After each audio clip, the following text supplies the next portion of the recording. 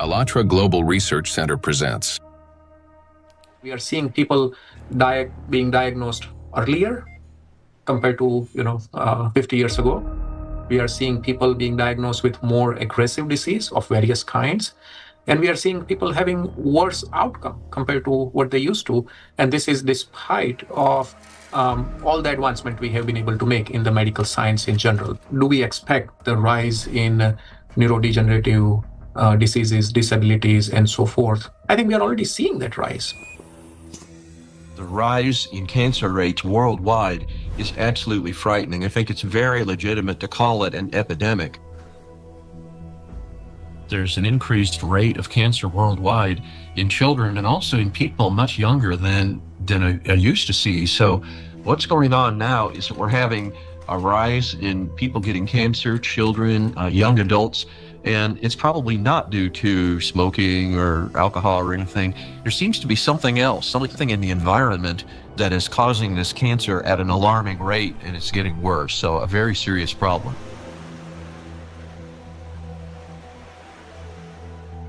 Diseases are emerging early in life. Today's generation is getting sick at ages when their parents were still healthy. And what's worse is that they're often battling not just one, but multiple chronic diseases simultaneously. How can this be happening despite all the advances in modern medicine? What if behind this rapid global decline in human health, there lies a hidden factor, one that we've overlooked all along? Nanoplastics, a threat to life. We're talking about microplastics, tiny particles that can't be seen with the naked eye. They're much thinner than a human hair, extremely fine.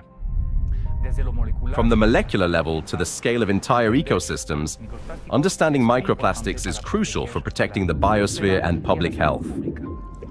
I was also surprised that it took so long, to people to recognize that's a problem, because this plastic production increased super high in the 1950s, and we have now, I guess, something between 400 and 500 million tons of plastic production every year, and this keeps accumulating, and in all our ecosystems. So it's not only affecting the human life, but the whole ecosystem. So it's every individual, every plant, even bacteria.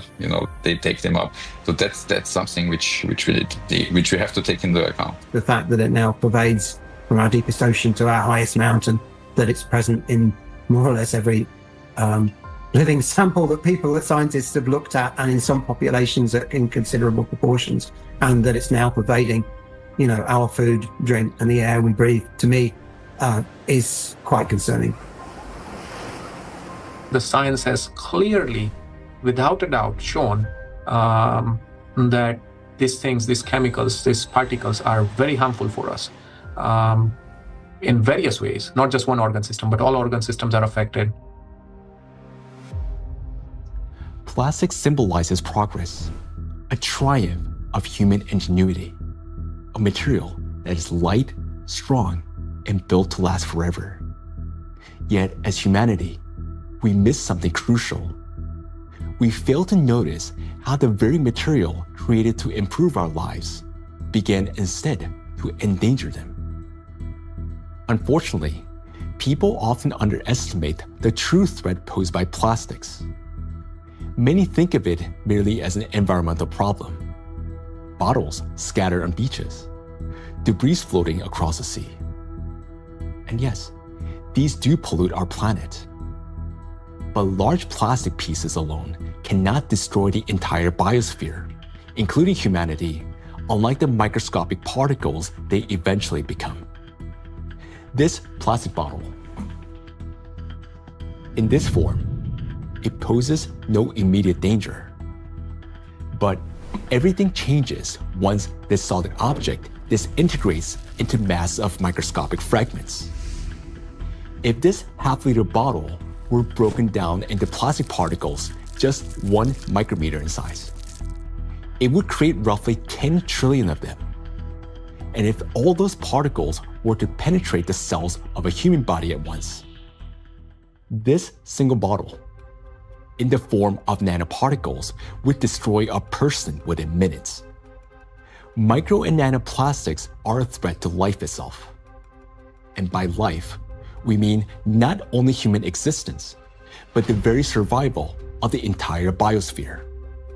Scientists are sounding the alarm that even today, exposure to these particles is leading to deterioration of health, as well as physical and cognitive decline across humankind.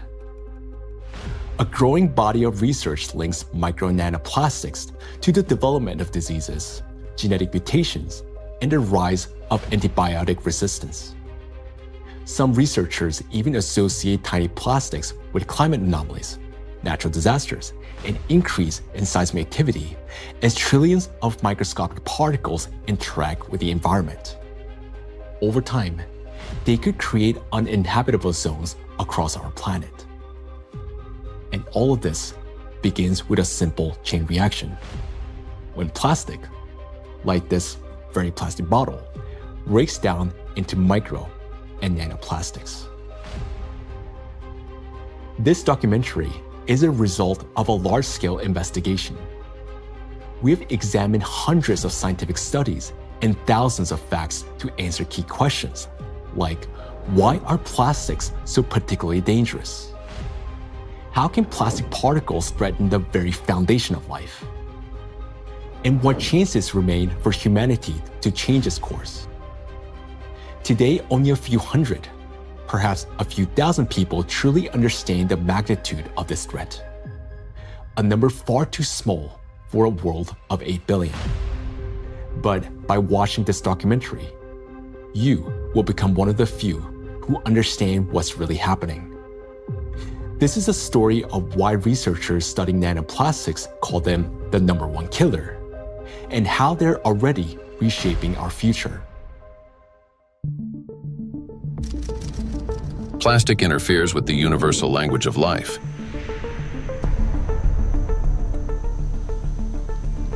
We are living in an era when life on Earth is disappearing faster than ever since the age of the dinosaurs. Currently, the extinction rate of species is 1,000 times higher than the natural extinction rates, making our time one of the most devastating periods in all of history in terms of biodiversity loss.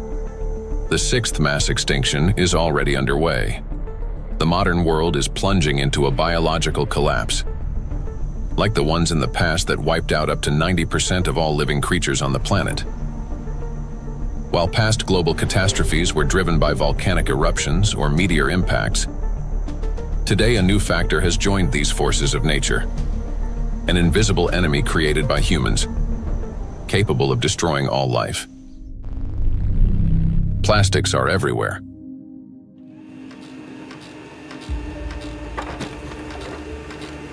Since the mid-20th century, humanity has produced more than 9 billion tons of plastic, a material that was meant to make life easier, but has instead become a deadly trap for nature and for humanity.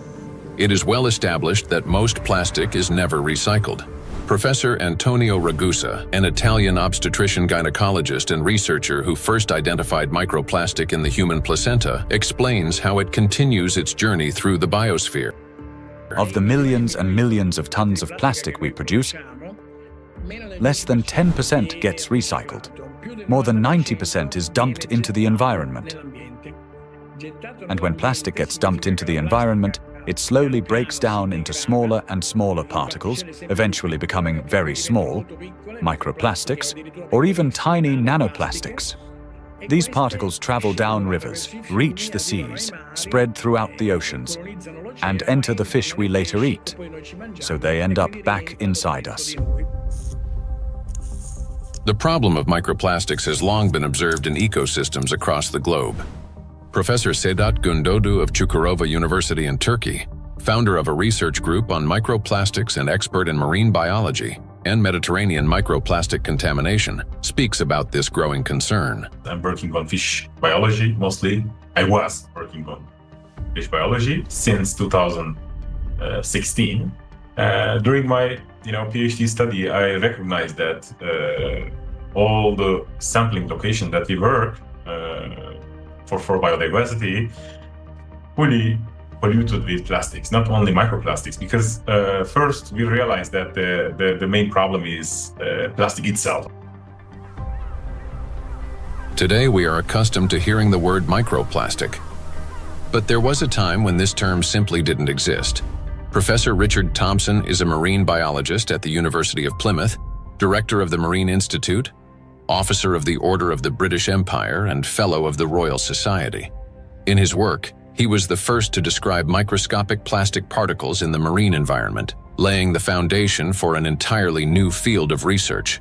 When I started to teach, I set the challenge to some of my students. They went out onto the shoreline, they collected samples of sand, and we started to look at them under the microscope. And from the very first samples, we could see pieces that did not look like sand grains, brightly coloured pieces, red and blue. And it was then almost a kind of forensic journey to confirm their identity. And we confirmed that they were indeed plastics. We showed that they were present around the UK in a range of different habitats, in sediments and in the water column. And interestingly, in that first paper in 2004, my first paper on the topic, we used the term microplastics. And the term hadn't been used in this context for truly microscopic pieces before. There had been, and we referenced them in our paper, some studies of small pieces of plastic before, but we went smaller than anybody else. We showed this bioavailability. We showed the temporal trend of increasing over time. The ocean is the main reservoir of plastic accumulation. It already contains more than 200 million tons of plastic waste, and this amount continues to grow every day. It is important to understand that plastic does not disappear. Under the influence of sunlight, waves, salinity, and mechanical friction, it breaks down into microplastics and nanoplastics. Microplastics are plastic particles smaller than 5 millimeters in size, while nanoplastics are smaller than 1 micrometer, about 1,000 times thinner than a human hair. There are about 350 trillion microplastic particles in the surface layer of the ocean alone. Yet the real number is far greater. Scientists estimate that roughly 90% of nanoplastic particles are too small to be detected by current analytical instruments. As water evaporates from the surface of oceans and other bodies of water, microplastic particles rise into the atmosphere together with the water vapor. Dr. Dusan Materic, an environmental analyst at the Helmholtz Center for Environmental Research, Germany, leads a research group dedicated to the study of nanoplastics. Dr. Materic investigates atmospheric nanoplastics at the Sonnenblick Observatory in Austria, the oldest high-altitude research station in Europe. And for those nanoplastics that fragments from big fibers, because of UV weathering, because of just mechanical forces, those shredding nanoplastics are much more potent to stay in the air for a long period, and that means picked up and brought even here at 3,106 meters above sea level. So what we discovered is that we have nanoplastics across all the stations, and we have nanoplastics even in the deepest ocean environment, and our deepest point is below 5,000 meters. Micro and nanoparticles in the atmosphere can travel thousands of kilometers, crossing from one continent to another. This is noted by Dr. Elke Ludewig from Austria, who heads the Sonnenblick Observatory and the European Center for Cloud Ambient Intercomparison, where the transport of these particles and the effects of this process are recorded. We know from different cases that we have really long transports of particles from, for example, Japan up to here, or Canada, for example. There are two examples I can tell you. The one is the accident in Fukushima. It took about 11 days until particles, aerosol particles with a higher radiation, received the Sonnenblick Observatory. Another example was in 2025, on the 9th of June, there was a kind of transport, an air mass from Canada received the station here. We could see it in the sky. Of course, we could see it in our data that we had higher aerosol concentration, but the really impressive moment was, and that's why it's also important to have stuff up here, we could really smell the burn in the air. And this lasts for the whole day. So there you can see how intense effects somewhere on the globe, especially on the North Hemisphere, can be, and it's still transported hundreds of kilometers around the North Hemisphere, and we can measure it here and show what it is. Atmospheric micro and nanoplastics then return to Earth with precipitation, falling with rain or snow and settling in forests, on farmland, and across grasslands, where they seep into the soil and penetrate plants. This is happening all over the planet, in both the northern and southern hemispheres.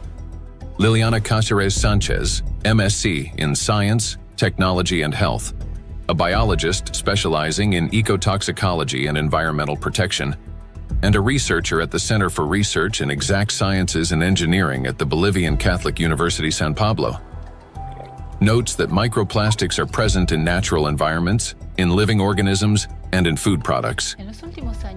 In recent years, we've conducted analyses of soil, air, and both surface and groundwater in Cochabamba. We have also examined lakes and lagoons, and in all of these samples, we have found microplastics. The fact that we found microplastics even in areas with no human presence suggests that microplastic particles are actively moving through the environment. In addition, we identified their presence in food and in living organisms. We detected microplastics in milk and other pasteurized products such as yogurt. They were also found in wild animals, for example, in the Titicaca water frog and in fish from a lake near Cochabamba called Angostura. These findings confirm that microplastics have already become part of our food chain and ecological chain. Due to microplastic pollution, 1 in 10 grains of the world's 3 main food crops, rice, wheat, and corn, may die before harvest. In addition, researchers from the University of Catania have found high concentrations of microplastic particles in apples, pears, carrots, potatoes, lettuce, and broccoli. Overall, apples and carrots contained the highest levels of contamination, and fruits were found to have more plastic particles than vegetables. On dairy farms in several countries, microplastic particles have been found in samples of hay and other types of cattle feed. The presence of microplastics has also been confirmed in the milk and meat of cows and sheep, as well as in the lung tissue of pigs and in the stomachs and intestines of domestic ducks. This means that plastic has now become inseparable from livestock farming. Scientists from the University of Newcastle in Australia estimate that the average person today consumes around 250 grams of plastic per year through food, the weight equivalent of 50 plastic bags. Moreover, humans inhale micro and nanoplastics. According to studies, an adult can inhale up to 106,000 microplastic particles during a 2-hour walk in a large city. And in areas near bodies of water, that number significantly increases.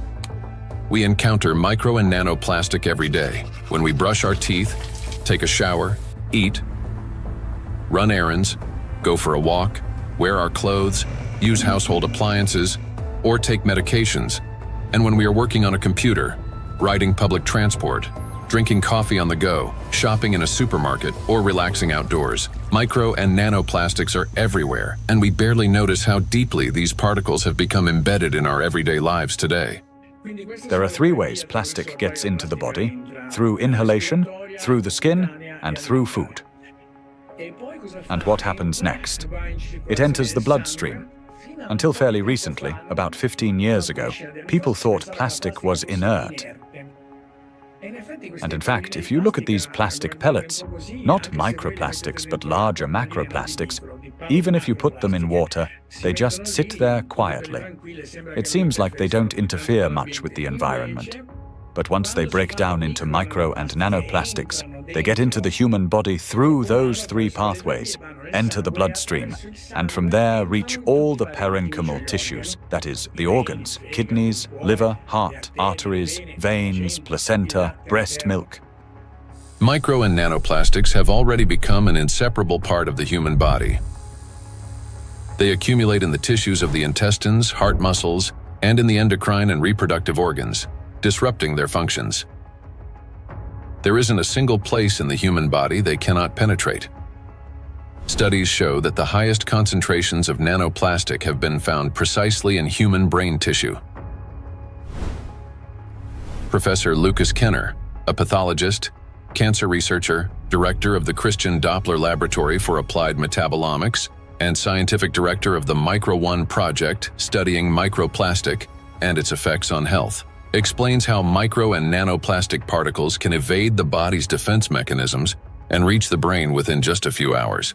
And we found out that particles which are in the bloodstream and cover themselves with cholesterol molecules, they easily can enter the blood-brain barrier, which is a very strict body barrier and protects the brain from toxic outside or even therapeutic substances. So it's, it's difficult, for instance, to treat brain tumors because the blood-brain barrier is so strict also for medications. But particles can enter quickly because they cover themselves with molecules will help them enter the blood-brain barrier. And this is for me, it was really very striking to see that, that these particles in 2 hours after we give them an oral gavage, they're already in the brain. Scientists at the University of New Mexico have found that in every gram of brain tissue in middle-aged individuals, there are about 4,900 micrograms of plastic. This means that today, around 0.5% of the human brain is composed of plastic. Simple calculations show that the human brain contains on average around 7 grams of plastic, roughly the weight of a plastic teaspoon. And such a teaspoon is already inside the human head. It is well known that micro and nanoplastics are dangerous because of toxic chemical additives they contain, such as phthalates and bisphenols. Treating diseases associated with just 3 chemicals of the most toxic additives found in plastics costs humanity $1.5 trillion a year. But this is only the tip of the iceberg, as overall more than 16,000 chemical compounds are used in the production of various types of plastics, each carrying its own potential risks to human health. Yet there is another factor, one far more dangerous and still vastly underestimated, in how nanoplastics affect the human body. It is precisely this factor that allows nanoplastics to easily penetrate the body's protective barriers, and once inside, they are virtually impossible to remove.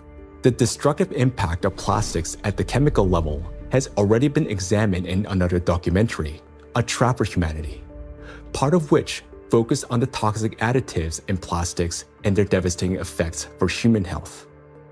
Now, the dangers from chemicals are, of course, the most visible and widely discussed part of the problem.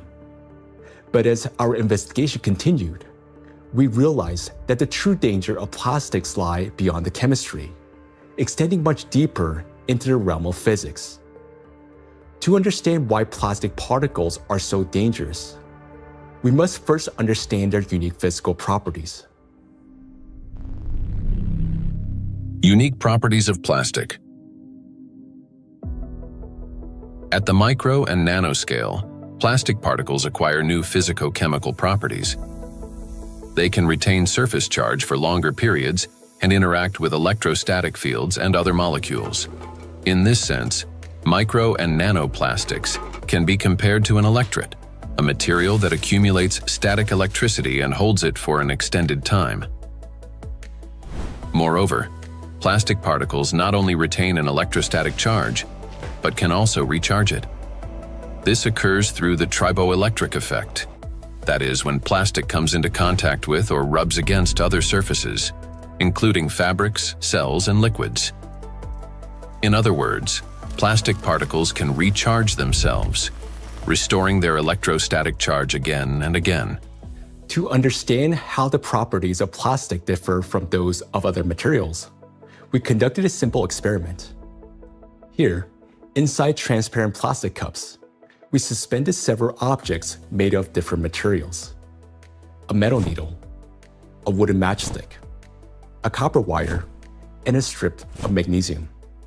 Now, while these objects remained motionless when a plastic rod was brought close, everything changed dramatically when we rubbed the plastic rod against the wall. That is, all the suspended object began swinging and moved toward the rod. So, what caused this reaction? The answer lies in the electrostatic charge that formed on the plastic surface. For example, a wooden rod, unlike plastic, cannot hold such a charge. Even after rubbing it with wool, the material caused no movement. The same was true for metal scissors, which showed no effect until the material touched a magnet. Only then did the metal needle respond. So this experiment clearly shows how material responds differently to electric and magnetic fields. Now, plastic stands out among other materials because it can not only accumulate, but also retain electrostatic charge for a prolonged period. This is distinct from wood, which quickly dissipates charge because of its moisture content, and therefore has little effect on other nearby objects. It's a dielectric material. Metals, on the other hand, do not hold charge but quickly redistributes it across their surface. They're conductors. Magnets, meanwhile, create magnetic rather than electric fields and thus cannot attract electrically neutral objects in the way a charged plastic can. So this is what makes electrostatically charged plastic so dangerous. It is an invisible force capable of changing everything around it. Once charged, plastic can attract even neutral particles, disrupting many natural physical processes. And as plastics breaks down into smaller fragments, micro and nanoplastics, it doesn't lose its properties. In fact, the impact of plastic on the environment and living organisms only intensifies as the particles become smaller.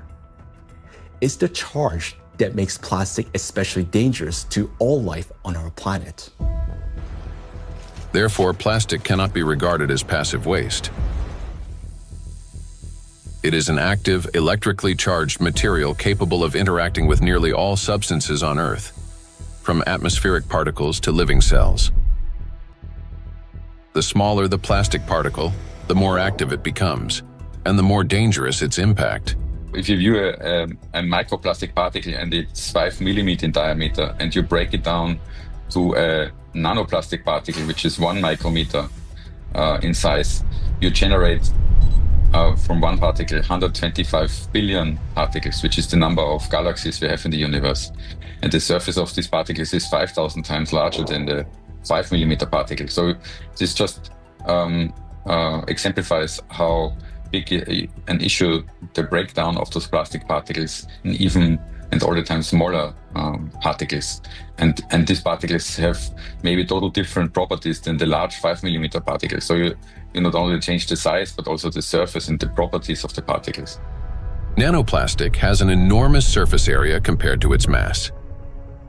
It's like a tiny grain with the surface area of a football field. This is called a high specific surface area.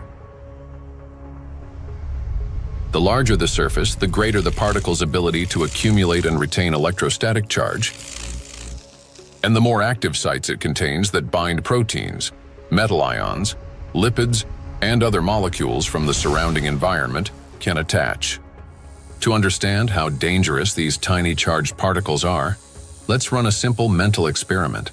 For example, we have an ordinary 1.5 volt battery.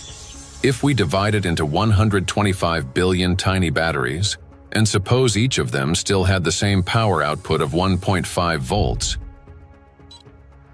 their aggregate power would equal 187.5 billion volts. Imagine how much greater the voltage will become. Similar things happen with plastic. When a single fragment of plastic is divided into 125 billion particles, each carrying a charge, the amount of charge increases. Today, millions of tons of plastic in our biosphere are constantly breaking down into smaller and smaller particles, each carrying an electrostatic charge that allows it to penetrate everywhere. Consequently, as the number of electrostatically charged plastic particles grows, an excess electrical potential builds up throughout our planet. This is a major factor disrupting the Earth's energy balance, contributing to warming of the oceans, increase in atmospheric anomalies, as well as the number and severity of natural disasters each year. Note that the warmer the ocean, the more acidic it gets, and the faster plastic breaks down into charged micro-nanoplastics. This in turn leads to greater buildup of energy on our planet, amplifying all these processes in a self-reinforcing chain reaction. In addition, The smaller the particle, the more easily it penetrates the protective barrier of living organisms, including humans, triggering various chronic diseases and killing millions of people. We'll explore all of this in detail. In other words, plastic fragmentation does not make it safer. On the contrary, it transforms it into nanoparticles that readily penetrate living organisms. We know so far that compared to microplastics, nanoplastics can pass through the cell membranes much easily. That means that they can go to our bloodstream, not just us animals as well, and they can be carried to certain organs, deposited there, hard to be excreted back and things like that. This is why nanoplastic is far more dangerous than microplastic, as its capacity to accumulate electrostatic charge is significantly greater. Due to their electrolyte behavior and small size, plastics do not remain inert particles. They become charged and transform into trillions of micro and nano killers. It is through this charge that tiny plastics can penetrate deep into living tissues and even destroy them. Today, these particles are everywhere, and they're already interfering with the delicate electrical processes in nature. Now, we often think of electricity as something artificial, confined to light bulbs, batteries, and wires. But in reality, electrical impulses are the very language of life. That is, they enable the entire biosphere to function. And it is precisely these natural processes that electrostatically charged micro and nanoplastics are now disrupting. Universal language of nature.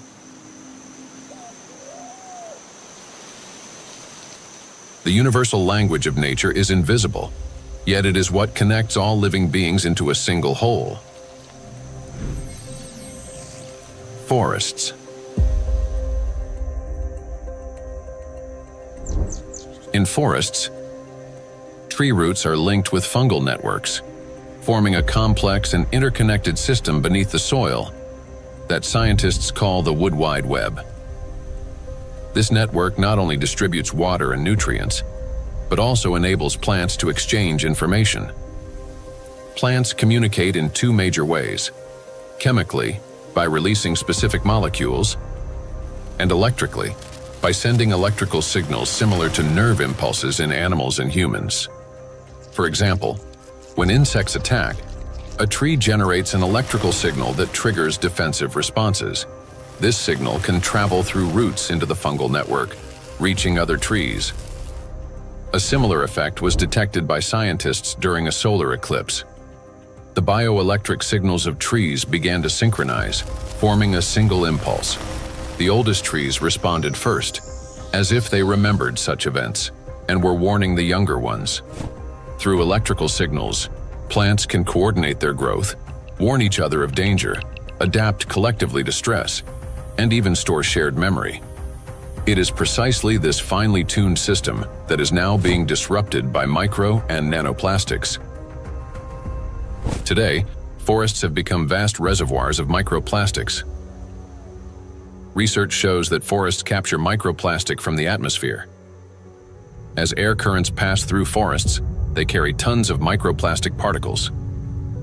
The forest functions as a massive filter. Tree canopies and leaves literally comb out particles from the air. In the past, this process helped purify the atmosphere from dust and dirt. Today, however, along with these natural particles, micro and nanoplastic are also being trapped. Unlike dust, which can become part of organic matter, plastic does not decompose. It remains in leaves, accumulates in soil, and persists in forest air. Every day, dozens of microplastic particles settle on each square meter of the forest canopy. Scientists estimated the annual deposition of microplastics in forest soils and showed that it correlates with the scale of plastic production in Europe. Assuming that atmospheric fallout is the primary source, they concluded that roughly 400,000 microplastic particles per square meter could accumulate in forest soil over a 70-year period. Charged particles distort bioelectrical signals and deprive forests of their ability to adapt and survive. Negatively charged nanoparticles penetrate plant roots more easily, disrupting nutrient absorption. As a result, growth slows down and root formation is impaired. In addition, electrostatically charged micro and nanoparticles of plastic adhere to leaves and penetrate plant cells, impairing photosynthesis. They damage chloroplasts, the energy centers of plant cells, the analog of mitochondria in animal and human cells. Prolonged exposure to micro and nanoplastics reduces the ability of plants to produce oxygen. Some of the world's forests, such as the eastern forests of the Amazon, are already emitting more carbon dioxide than they produce oxygen. Animals. Micro and nanoplastics can penetrate the brains of animals. Electrostatically charged plastic particles damage brain cells and disrupt the transmission of nerve impulses. This causes malfunctions in the nervous system, from reduced vision, hearing, and smell to impaired motor coordination. As a result, animals struggle to navigate, find food, avoid danger, and to communicate with one another. And all of this greatly reduces their chances of survival. These effects mirror the early signs of neurodegenerative diseases in humans. According to the Worldwide Fund for Nature, over the past 50 years, the global population of wild animals has declined by nearly 70%. People can't even protect those they've taken responsibility for. Household pets are also poisoned by micro and nanoplastics. Pet food contains PET, the same plastic used to make bottles. Moreover, microplastic particles have been found in the tissues of cats and dogs. Scientists analyzed tissue samples from 49 animals, 24 cats and 25 dogs, that had died of natural causes and found that more than 70% of them had microplastics present in multiple organs.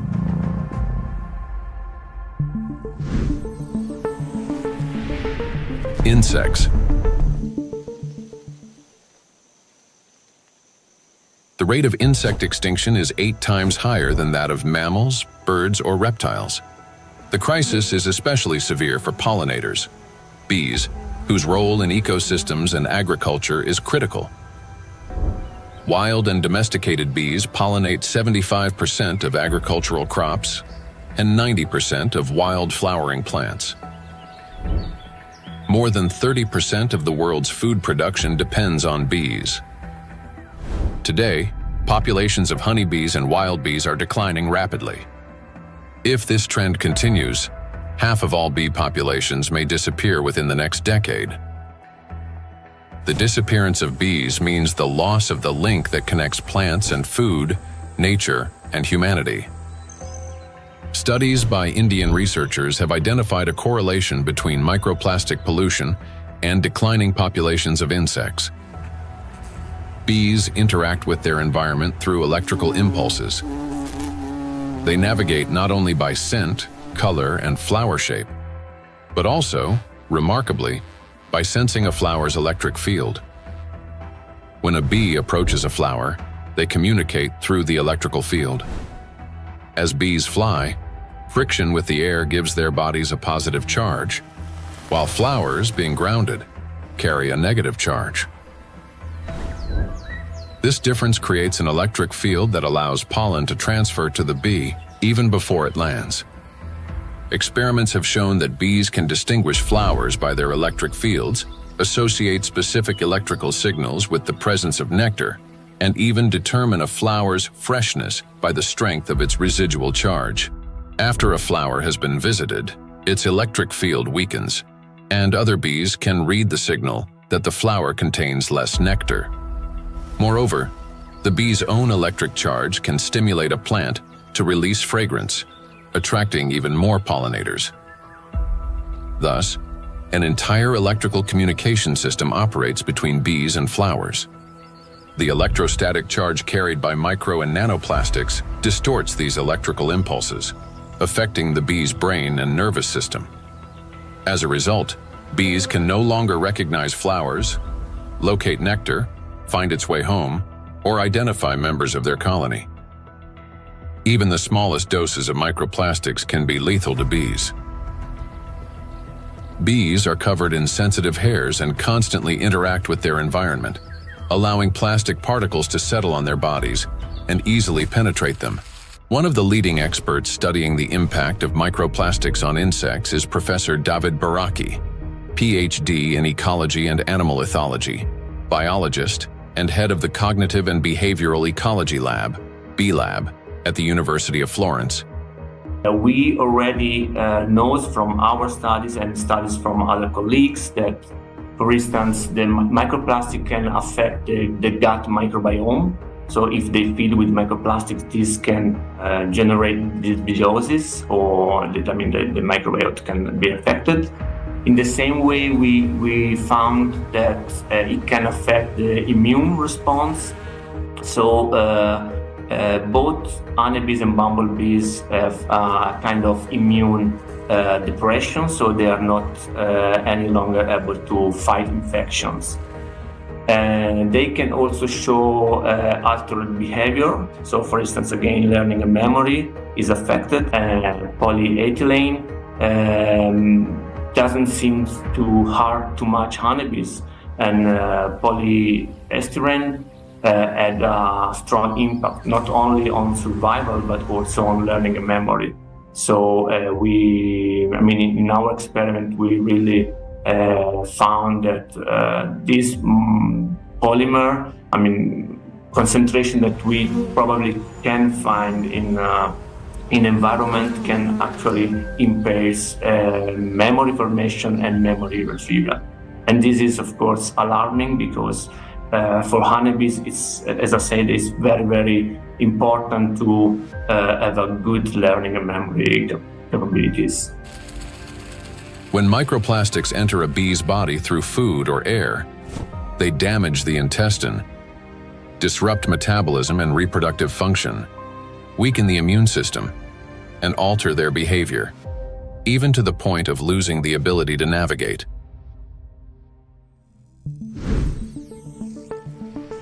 Birds. Across the globe, scientists are observing an alarming trend. The number of wild birds is rapidly declining. In North America alone, over the past 50 years, approximately 3 billion birds have disappeared. That is a quarter of the entire bird population.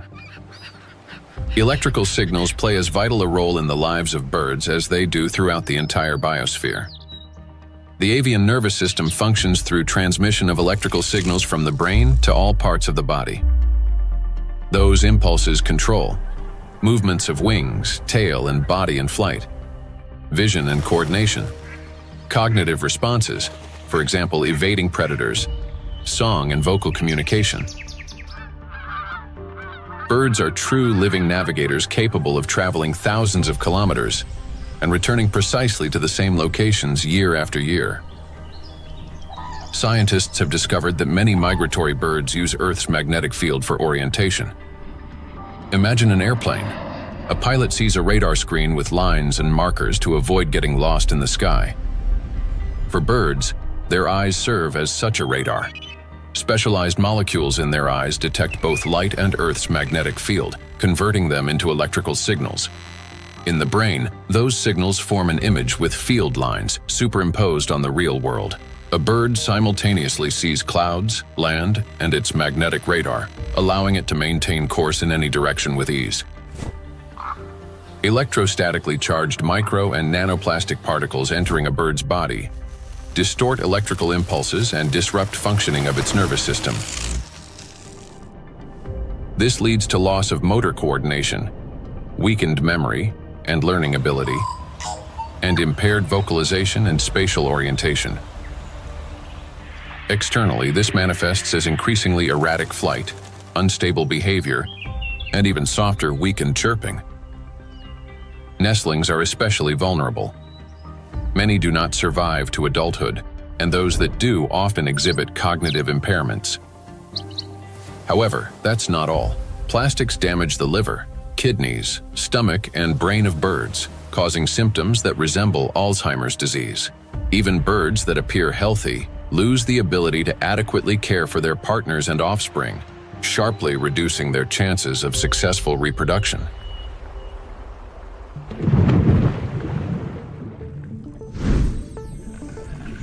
Marine life.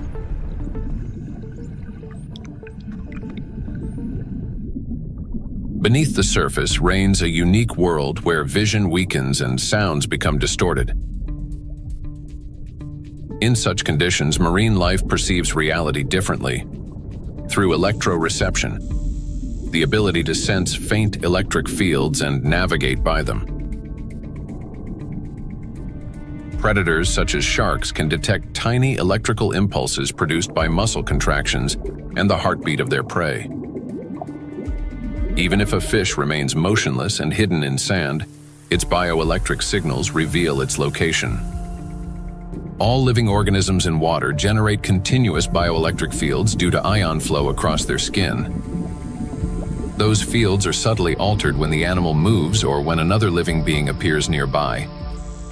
Electrical impulses are an inseparable part of life itself, even underwater. Electrostatically charged micro and nanoplastics can distort or block those signals, which makes marine creatures especially vulnerable.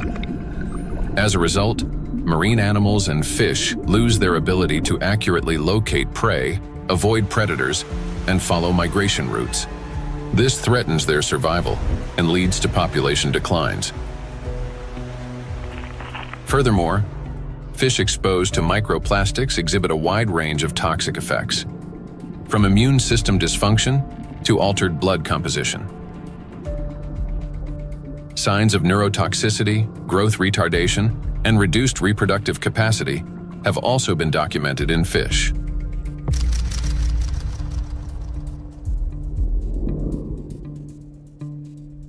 All processes in the biosphere rely on extremely subtle electrical impulses. It is these impulses that become distorted by electrostatically charged micro and nanoplastic. Micro and nanoplastics have already permeated every environment and integrated into all ecosystems. The examples given here represent only a small part of a global problem. Disruptions are occurring throughout the biosphere without exception, and the outcome is the same everywhere. Distortion of signal transmission, breakdown of biological connections, malfunction of living systems, and ultimately, the death of life itself. Micro and nanoplastics are everywhere, and everything they touch is slowly dying.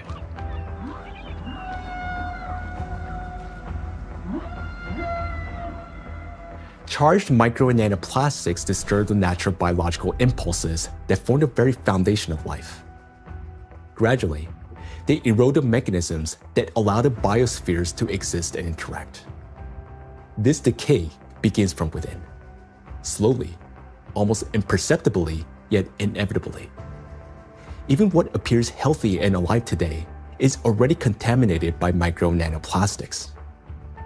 Today, so many of these particles have already accumulated on our planet that they will be enough to destroy the entire biosphere several times over. And their numbers continue to grow each day. Nature is not merely a habitat. It's our breath, our nourishment, and our protection. Humanity can survive without technology, but not without air, water, and living organisms. When life on Earth dies, humanity dies with it. The truth is that we do not exist separately from nature, no matter how much we try to convince ourselves otherwise. We're part of it. So you have probably guessed who we're going to talk about next. Yes, about us.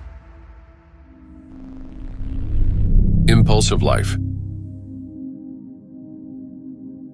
For humans, just like for all living beings in the biosphere, electrical signals are the pulse of life.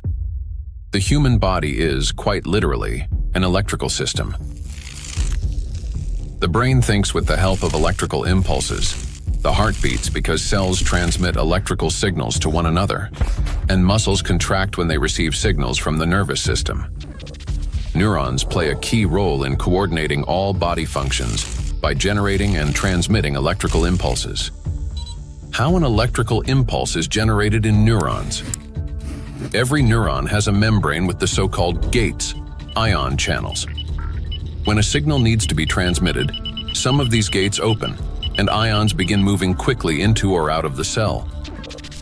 This flow of ions changes the membrane's electrical charge, creating an electrical impulse. The impulse travels along the neuron and transmits information further to other cells. How you communicate, whether you interrupt, speak quickly and emotionally, or on the contrary, whether you're apathetic, how you scroll through a news feed on your phone, whether you rush or move slowly, depends largely on the balance of ions. When this balance is disrupted, a person can become overly irritable, or, on the contrary, sluggish. Every movement and reaction of our body is based on electrical impulses in neurons and other cells. For example, if you accidentally touch a hot object, nerve fibers instantly transmit a signal to the brain, which commands the muscles. Pull your hand away. Without electrical impulses, the body wouldn't be able to maintain a stable internal state, homeostasis. Even the immune system cannot function without electrical impulses. The speed and strength of every immune cell's response depend directly on the quality of impulse transmission. Emotions and thoughts are also the language of electrical impulses. When you feel joy, sadness, excitement, love, or recall a memory, tiny electrical sparks run between neurons. They're like messages between friends. One neuron writes, another reads, and passes it on. Through these chains, thoughts, emotions, and decisions are born. When you learn something new, that too is the work of electrical impulses. They create new neural connections, as if paving little pathways in the brain that make it easier for impulses to travel later on. Even at the very beginning of life, when a sperm cell fertilizes an egg, an extraordinary phenomenon occurs. This contact triggers a cascade of biochemical reactions, including the release of billions of zinc ions. This impulse acts like a start button that activates the egg and initiates the very process from which the future embryo begins to develop. We rarely think of ourselves as electrical systems, yet that's exactly how our bodies function. Nature created a perfect design in which countless vital processes and interactions occur through electrical impulses. But there was one thing that nature could not have foreseen: that humans would create an enemy capable of infiltrating and disrupting this perfect mechanism. In studying micro and nanoplastics, we discovered that their most dangerous weapon is invisible. It is the electrostatic charge that these particles accumulate and retain. This charge begins to destroy us from within, starting from the very foundation of life, the cell. Inside the cell, charged nanoplastics cause the greatest harm. They disrupt communications between the cells, trigger self-destruction programs, and deprive cells of their ability to generate energy for sustaining life. The question is, how do plastics do this? How do micro and nanoplastics damage the body's cells? Disruption of interactions between neurons. Electrostatic charge and extremely small size allow nanoplastic particles to penetrate inside human cells. The impact of nanoplastics on cell function can be clearly traced in neurons, cells of the nervous system, as their function is directly linked to the generation and transmission of electrical signals. Valérie Etkin, Doctor of Physical and Mathematical Sciences and member of the European Academy of Natural Sciences, emphasizes that the impact of nanoplastics on nerve cells manifests at the most fundamental levels.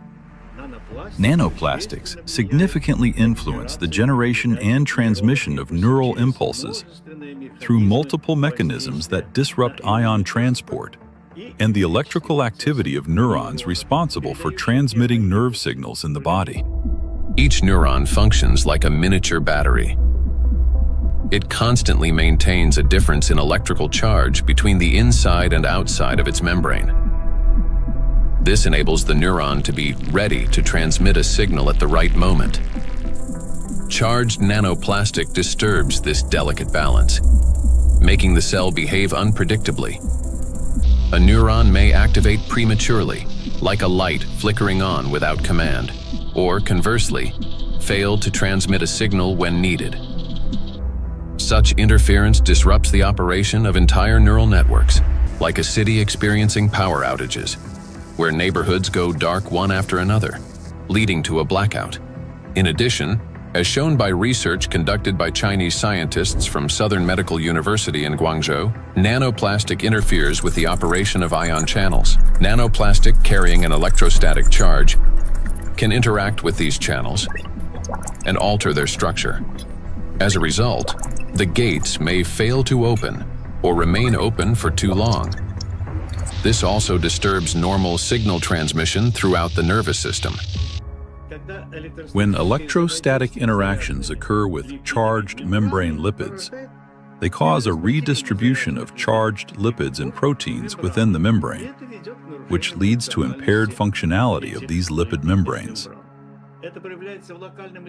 This results in localized changes in ion concentration and the formation of ion concentration gradients around charged particles.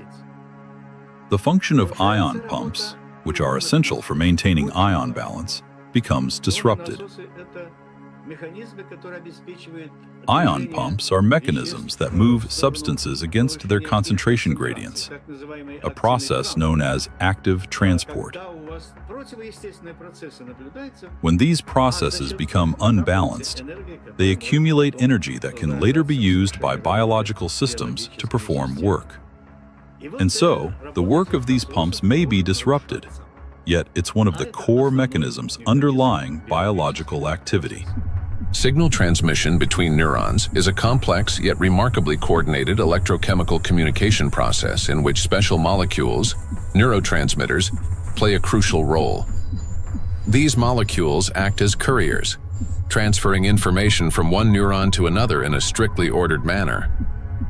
Nanoplastic particles carrying an electrostatic charge can interfere with the release of neurotransmitters or trigger their discharge without proper signaling. As a result, chaotic and false signals emerge in the brain, as if the nervous system can no longer distinguish what messages to send, when to send them, or where they should go. Any disruption in communication between neurons inevitably affects our mental state. If you find yourself becoming forgetful or absent-minded, if you have difficulty concentrating or remembering even simple things, it may be a sign that the degradation of neural connections has already begun. Nanoplastics not only interfere with communications between neurons, but they also penetrate directly into cells and even trigger their self-destruction. Cells start the process of self-destruction. Each cell continuously produces specific molecules known as reactive oxygen species. These molecules participate in processes of growth, division, and programmed cell death. Under normal conditions, their levels are regulated by the cell's defense system, antioxidants, acting as cleaners. Antioxidants rapidly neutralize excess reactive oxygen species, preventing them from damaging the organism. When a cell is exposed to irritants, such as infection, injury, or toxins, it produces elevated levels of reactive oxygen species, which in excess can damage vital cellular structures. This leads to oxidative stress, a kind of chemical assault within the cell. In response to damage and oxidative stress, a natural defense mechanism is activated: inflammation. Its purpose is to eliminate the source of injury and restore balance. However, in the case of electrostatically charged nanoplastic, this mechanism ceases to function properly. Plastic particles remain inside the cell and act as a continuous irritant. The inflammation does not subside and becomes chronic. As a result, DNA, proteins, membranes, and other key cellular structures are damaged. Ultimately, the cell either can no longer function properly or initiates its own self-destruction. We've done remarkable studies and discovered that plastic embeds itself inside the cytoplasm. The cytoplasm contains organelles, small structures that keep the cell alive and functioning. Plastic gets into the cytoplasm and stays there. It becomes surrounded by a membrane. Similar to the cell membrane, the cell isolates it because it wants to destroy it. And it starts producing enzymes and other substances the cell normally uses when it's invaded by microbes, viruses, bacteria, or antigens. But unlike those natural invaders, plastic is indestructible, as we said. So the cell is essentially subjected to chronic stress, and eventually it becomes diseased. The Microplastics Research Group at the Bolivian Catholic University in Cochabamba uses aquatic planarians, small organisms that serve as highly useful biological models. Their strong regenerative capacity makes it possible to detect early changes in cellular processes similar to those that occur in other animals. Microplastics, especially when combined with other pollutants such as metals, are already affecting living organisms. Microplastics can trigger oxidative stress, an imbalance between the production of reactive oxygen species and the body's antioxidant capacity. This oxidative stress directly affects cellular metabolism, disrupting the functions of proteins, lipids, and nucleic acids, which can lead to changes in growth, regeneration, and the overall physiology of organisms. Thus, exposure to electrostatically charged nanoplastic leads to oxidative stress, inflammation, and consequently, the death of not only neurons, but also other types of cells. Oxidative stress is like a fire burning inside a cell, while antioxidants are like firefighters that work to extinguish it. Note that nanoplastics act as a fuel for the fire, feeding it endlessly until the cell is consumed from within. Yet, that's not all nanoplastics do inside our cells. They also destroy the cell's power plants, the mitochondria. Every cell lives and functions thanks to the energy produced by mitochondria. That very energy powers all processes in the body, from cell division to hormone synthesis. Even the electrical impulses that we've been talking about depend on the energy from mitochondria. And it is precisely this vital source of life that charged nanoplastics attack. Cells stop producing energy for life. Recent studies have shown that mitochondria are particularly vulnerable to the effects of nanoplastic. And that's where a cascade of processes leading to aging and disease begins. Scientists from China have discovered that the electrostatic charge and tiny size of nanoplastic particles allow them to penetrate deep into the cell and accumulate even within mitochondria, disrupting their function. Such a condition is known as mitochondrial dysfunction, a state in which mitochondria can no longer perform their essential roles. For comparison, a mitochondrion is approximately the size of a bacterium, while a nanoplastic particle is dozens of times smaller. Dr. Jeffrey Long, a radiation oncologist with many years of clinical experience and an expert on environmental exposures and their impact on human health, explains the destructive intracellular processes triggered by nanoplastic. They can get into the cell and they can damage the critical parts of the cell, particularly mitochondria. Mitochondria in each cell in the human body is sort of the energy machine. It produces the stuff, raw stuff that provides energy to the entire rest of the cell. And it is frightening to understand, and increasingly so with increasing scientific studies, that nanoparticles are nanoplastics, as they get in, are actually damaging the mitochondria, that energy-producing part of the cell. They're also damaging the part of the cell involved in division and reproduction called DNA. And certainly they can affect other molecules and proteins within the cell. Mitochondria are the cell's energy and signaling center.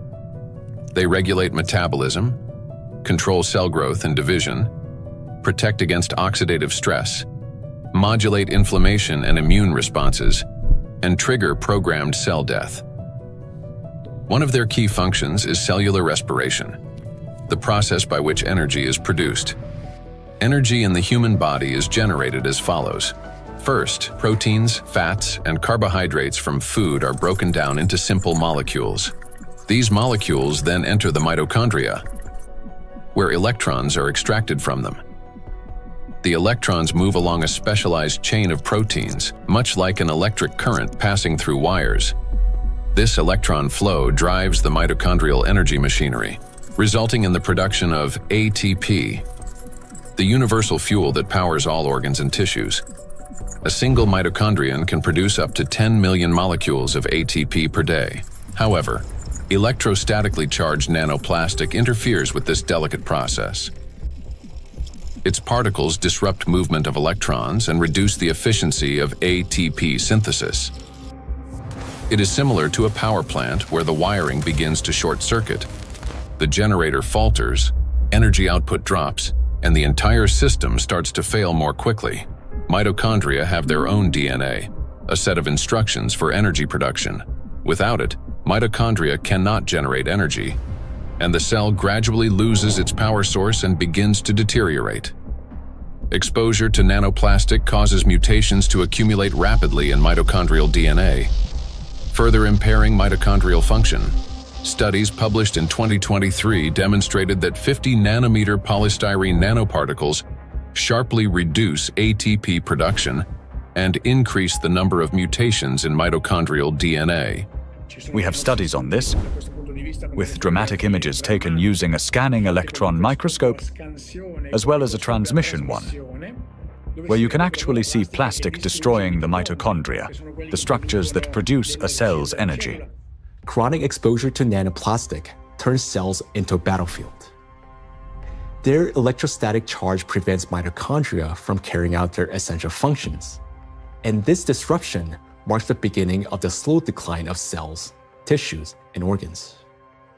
We have now seen the key mechanisms by which charged nanoplastic particles damage cells. Each of these processes is destructive on their own, but they also occur simultaneously and amplify one another's effects. This chain reaction unleashes avalanche of damages leading to cell death, and ultimately causing systemic breakdowns and accelerating biological aging. Micro and nanoplastics accelerate aging. We tend to think that aging begins with wrinkles, gray hair, or fatigue. But in reality, it starts deep within the cells, with mitochondrial dysfunction and failures in key biological processes. Over time, damaged and dying cells accumulate, and the body loses its ability to renew itself. Aging is the gradual wear and tear of life's internal mechanisms. Scientists identify several main mechanisms of aging, such as oxidative stress, mitochondrial dysfunction, chronic inflammation, telomere shortening, DNA damage accumulation, epigenetic alterations. These same mechanisms underlie various diseases. When mitochondria can no longer produce sufficient energy, when DNA damage accumulates, and when inflammation becomes chronic, the organism grows increasingly vulnerable. This is when conditions such as diabetes, cancer, heart attack, dementia, and Alzheimer's disease begin to develop, and they all share one root cause: the aging of cells and tissues. Here's the crucial point. Electrostatically charged nanoplastic induces the same processes: oxidative stress, DNA damage, mitochondrial dysfunction, telomere shortening, chronic inflammation, and epigenetic alterations. Thus, electrostatically charged nanoplastic artificially accelerates cellular aging. What once unfolded over decades can now progress many times faster under its influence. And we are already witnessing the consequences. Diseases are becoming younger. Scientists have found that modern generations develop illnesses earlier and accumulate more chronic conditions than their parents did at the same age. Even a difference of just a few years now translates into noticeably higher rates of disease. Cancer and hypertension remain the most common conditions. Moreover, each subsequent generation shows an increase in the number of chronic conditions in a single individual. Diseases once considered age-related are increasingly found in young people. Notably, this trend coincides with the growing plastic pollution of the environment. As a result of exposure to electrostatically charged nanoplastic, the biological cell age of people in their 20s or 30s may already correspond to that of a 50 to 60-year-old person. So very frightening how widespread nanoplastics are everywhere, probably each and every one of our cells. Even to you talking and among the audience listening, Probably all of our cells have at least some nanoplastics. So let's summarize. Aging is a gradual breakdown of the cells in our bodies. Nanoplastics accelerate this deterioration, and thus the aging itself through all those destructive processes within the cells that we've just talked about. And here lies the crucial point. The same mechanisms that drive aging also underlie many chronic diseases. In other words, micro and nanoplastics not only speed up aging, but also contribute to the development of diseases. Today, micro and nanoplastics are detected in every organ of the human body, and everywhere, in each organ, in each cell. The tiny plastic particles trigger a cascade of internal destruction. Nanoplastics damage cell membranes, disrupt ion channels, induce oxidative stress, disable mitochondria, and provoke genetic mutations. These damages affect all cell types in the same way, whether in the heart, bones, lungs, or elsewhere. Now, we know the answer to the main question that began our investigation. Why and by what mechanism are nanoplastics capable of destroying living systems at the microscopic level? But what does that mean to us, for each of us? What specific diseases arise from such cellular destruction within the human body? The answers lie ahead in the next part of our investigation. Micro and nanoplastics are damaging health. Micro and nanoplastics impact the nervous system. Neurological disorders are the leading cause of physical and cognitive disability worldwide, affecting almost 3.5 billion people. Over the past 30 years, the number of such cases has risen drastically, and scientists project that within the next 2 decades, this figure could double. Since this trend mirrors a surge of plastic pollutions in our environment, it becomes clear why these diseases are becoming more prevalent and why they're increasingly affecting younger population. Now, recall the image of a plastic spoon in the brain. Unfortunately, it doesn't sit there inert or harmless. Electrostatically charged plastic particles attack neurons, the brain cells that are responsible for most of our thoughts and movements. Every day and every minute, nanoplastics are silently destroying cells in our brains, and the exposure to these tiny plastics, they never stop. In fact, it continues to accelerate. Consequently, the damage of our neurons lead to severe and often irreversible diseases like Alzheimer's and Parkinson's, multiple sclerosis, epilepsy, stroke, and many others. But neurons are not limited to the brain. They form an extensive network that coordinates and synchronizes the activity of the entire body. And when they're damaged, the autonomic nervous system begins to malfunction, disrupting the function of internal organs. For example, the intestines contain about 500 million neurons, often referred to as a second brain. This vast network plays a vital role in digestion, immunity, and even emotional regulation. But with every sip of water and every meal, an invisible stream of micro nanoplastics enters our bodies. And unfortunately, most of these particles settle and accumulate in the intestines. Micro and nanoplastics destroy intestinal barriers. The intestine is not just a digestive organ. About 70% of the cells in our immune system are concentrated there, which means its condition directly affects the protection of the entire body. So another study that we provided, showed us we are actually eating plastics, microplastics, because we analyzed 26 human cadaver. We just investigate their intestinal system, their gut content, and we found like between 9 and 10 microplastic per person in their stomach. So this is like a acute exposure. At that time, they exposed that amount of microplastics because when you eat something, it will pass through your intestinal system. Some of them will remain inside the system. This is what we found. there remain microplastic particles inside the human stomach, because grams doesn't give enough information about exposure, because particles behave according to their shape rather than their mass, because the definitive transportation feature of plastics or particles is size, because all the human barriers, I mean the gut barrier, intestinal blood barrier, they are selective for size and the type. If they smaller than certain size, like 100 micron, they can pass through through intestinal system to the blood system. The intestinal barrier works like a filter. It allows useful substances, vitamins, nutrients, to pass through and blocks harmful ones, toxins, microbes, and foreign particles. But this entire well-coordinated system is destroyed by electrostatically charged micro and nanoplastics. It damages the cells lining the intestinal walls and weakens the tight junctions between them, making the intestinal barrier more permeable. Microbes, toxins, and plastic particles begin to penetrate the bloodstream from the intestine. In response, the immune system triggers inflammation. The intestine is also the body's second brain.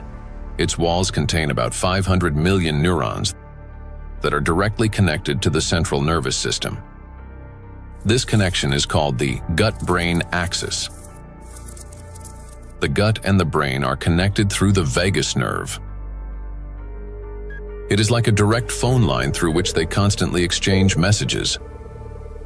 The brain gives commands to the intestines on what to do, and the intestine informs the brain about their condition. A key role in this communication is played by the microbiota, 100 trillion beneficial bacteria. They produce substances capable of both calming and irritating the nerve endings in the intestinal wall, including those of the vagus nerve. Charged micro and nanoplastics disrupt the balance of gut microbiota. Beneficial microorganisms die, while pathogenic ones begin to multiply actively. When this happens, the communication between the gut and the brain becomes distorted.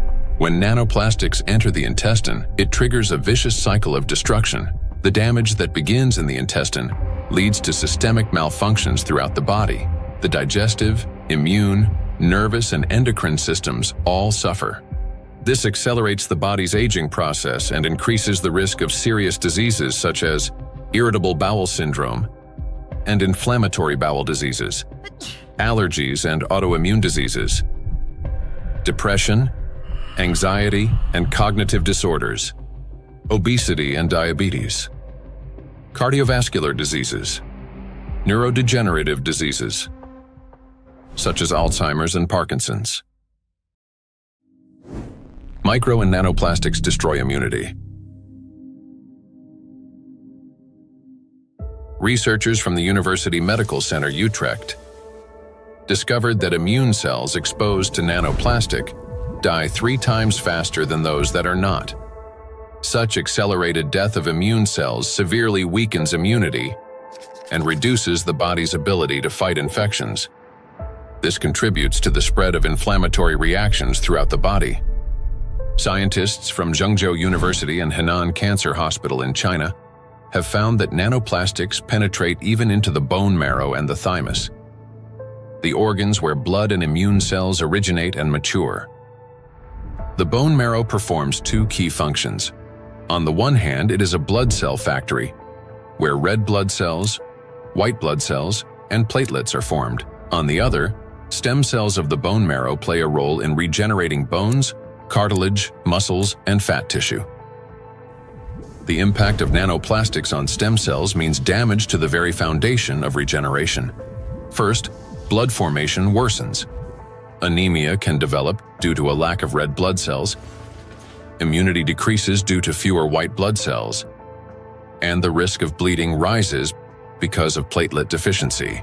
Second, damage to bone cells makes bones more fragile, increasing the risk of fractures and slowing their recovery.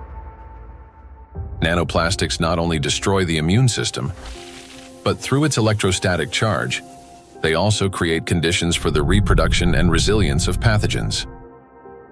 A study from the University of Illinois showed that positively charged nanoplastic particles increase physiological stress in gut bacteria such as E. coli, making them more pathogenic. The electrostatic charge plays the decisive role here. It is what increases the pathogenicity of microorganisms. At the same time, nanoplastic particles without electrostatic charge did not cause physiological stress in bacteria, and their danger to humans did not increase.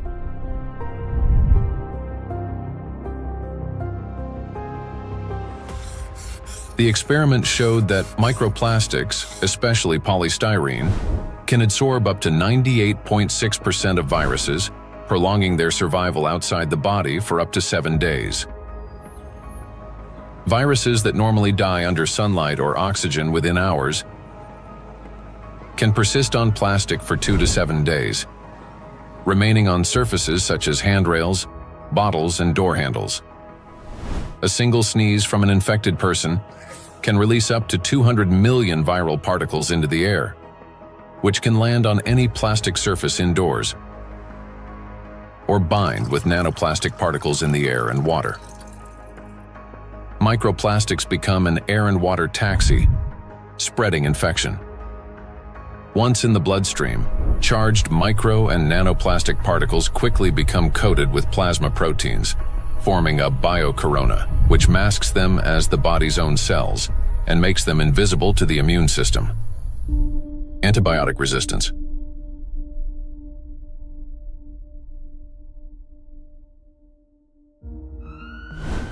In 2019, antimicrobial resistance was directly responsible for more than 1 million deaths, with nearly 5 million additional deaths linked to related complications.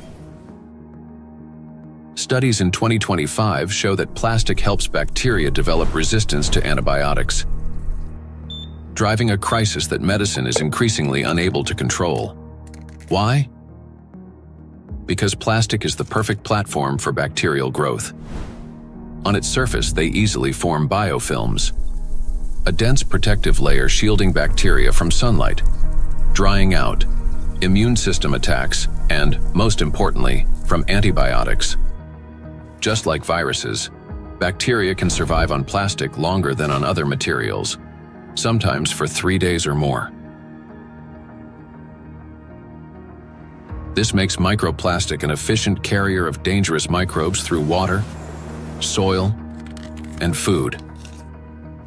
Paul Dabzak, PhD in water chemistry and microbiology, researcher at Center for Research in Exact Sciences and Engineering at the Bolivian Catholic University San Pablo, notes that the presence of biofilms on microplastics makes them even more dangerous.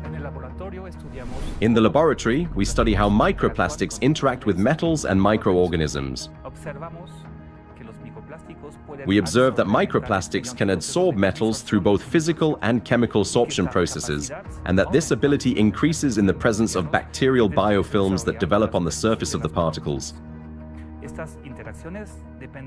These interactions depend on the type of plastic and the size of the particles, which alters their electrostatic charges. This causes microplastics to act like a magnet, attracting even more contaminants to their surfaces. In laboratory conditions, researchers from Boston University found that when bacteria come into contact with microplastic, they activate a special metabolic process linked to electron transfer. Simply put, plastic particles can share electrons with bacteria, acting as a kind of power bank for them. This process is called extracellular electron transfer. It gives bacteria extra energy, which first of all, makes them stronger, helps them divide faster, mutate, and build resilient multi-layered biofilms that block antibiotics from penetrating. Secondly, this extra energy directly accelerates antibiotic resistance. What's worse, even after plastic was removed from the experiment, bacteria retained their new properties. They mutated, became more resistant, and continued forming strong biofilms on other surfaces, even without plastic support. This means plastics may accelerate the rise and spread of the so-called superbacteria that are resistant to drug treatment. According to WHO estimates, by 2050, Antimicrobial resistance will claim 10 million lives every year. Meanwhile, new antibiotics are being developed far more slowly than bacteria evolve. So think about this. Charged microplastics not only help bacteria to survive, but they also enable them to mutate into superbacteria that are resistant to antibiotics. This discovery reshapes our perspective on plastic pollution because we now understand that the problem is far more alarming than we have previously believed. And each year, the threat of antibiotic resistance is growing. In many countries, standard drugs are already losing their effectiveness, and even common infections are becoming increasingly difficult to treat.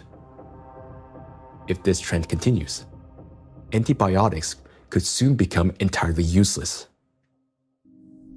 Micro and nanoplastics affect the respiratory system. The inhalation pathway of micro and nanoplastics is especially dangerous because plastic particles carrying an electrostatic charge can reach not only the lungs, but also travel directly into the brain through the olfactory pathway.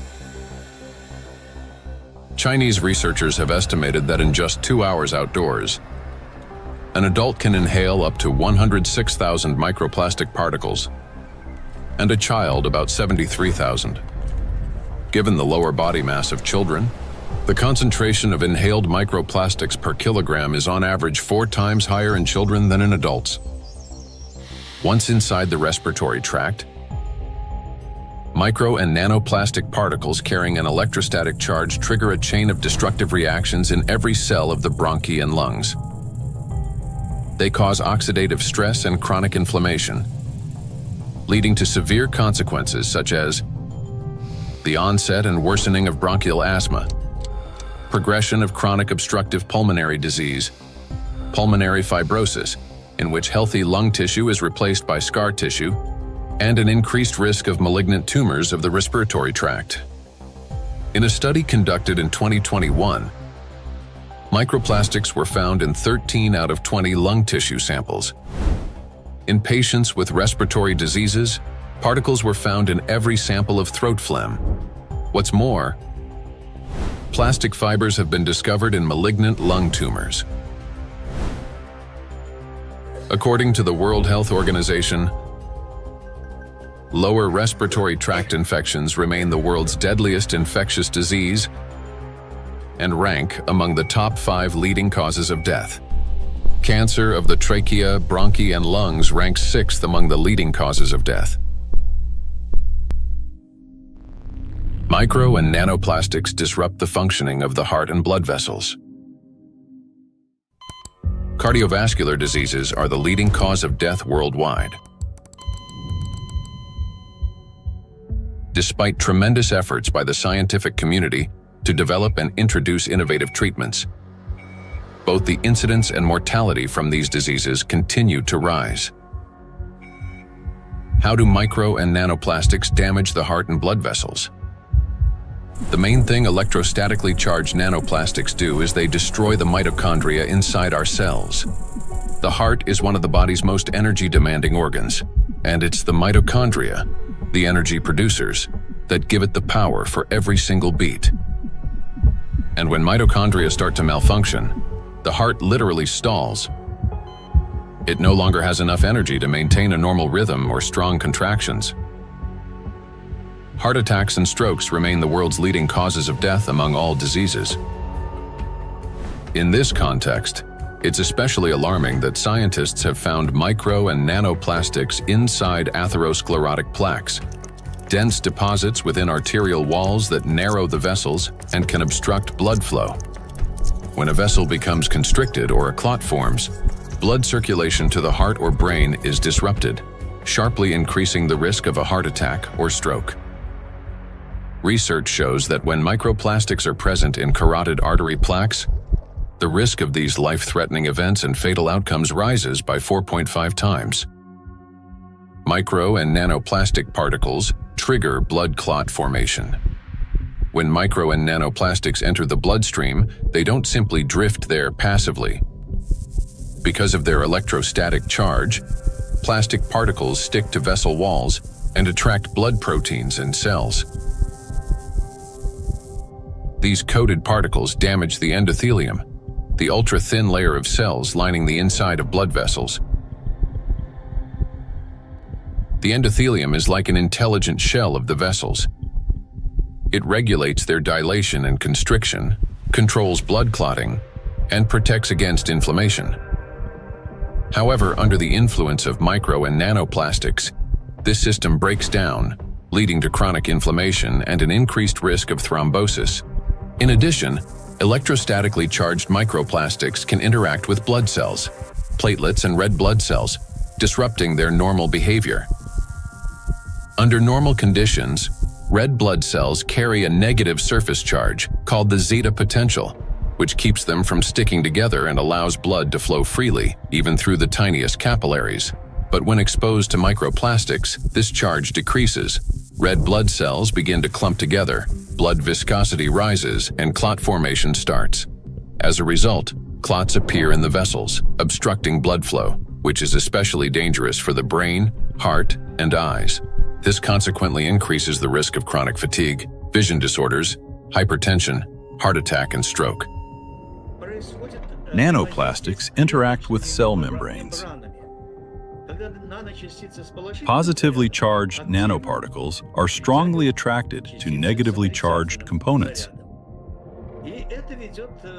leading to disruption of membrane integrity, for example, in red blood cells, platelets, and endothelial cells. Micro and nanoplastics induce the development of cancer. The rise in cancer rates worldwide is absolutely frightening. I think it's very legitimate to call it an epidemic. The statistics are sobering. The World Health Organization estimated that in 2020, worldwide there was about 18.1 million new cases of cancer, whereas in 2022, just 2 years later, it's gone from 18.1 million up to nearly 20 million. And in fact, according to the World Health Organization, if this trend continues, by 2050, worldwide there's going to be 33 to 35 million new cases of cancer, truly an epidemic and truly a real major health issue affecting every single person everywhere in the world.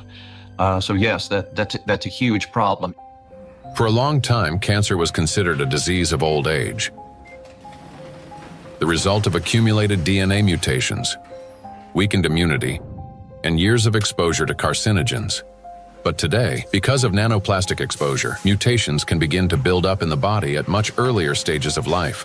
There's an increased rate of cancer worldwide in children and also in people much younger than I used to see. So what's going on now is that we're having a rise in people getting cancer, children, young adults, and it's probably not due to smoking or alcohol or anything.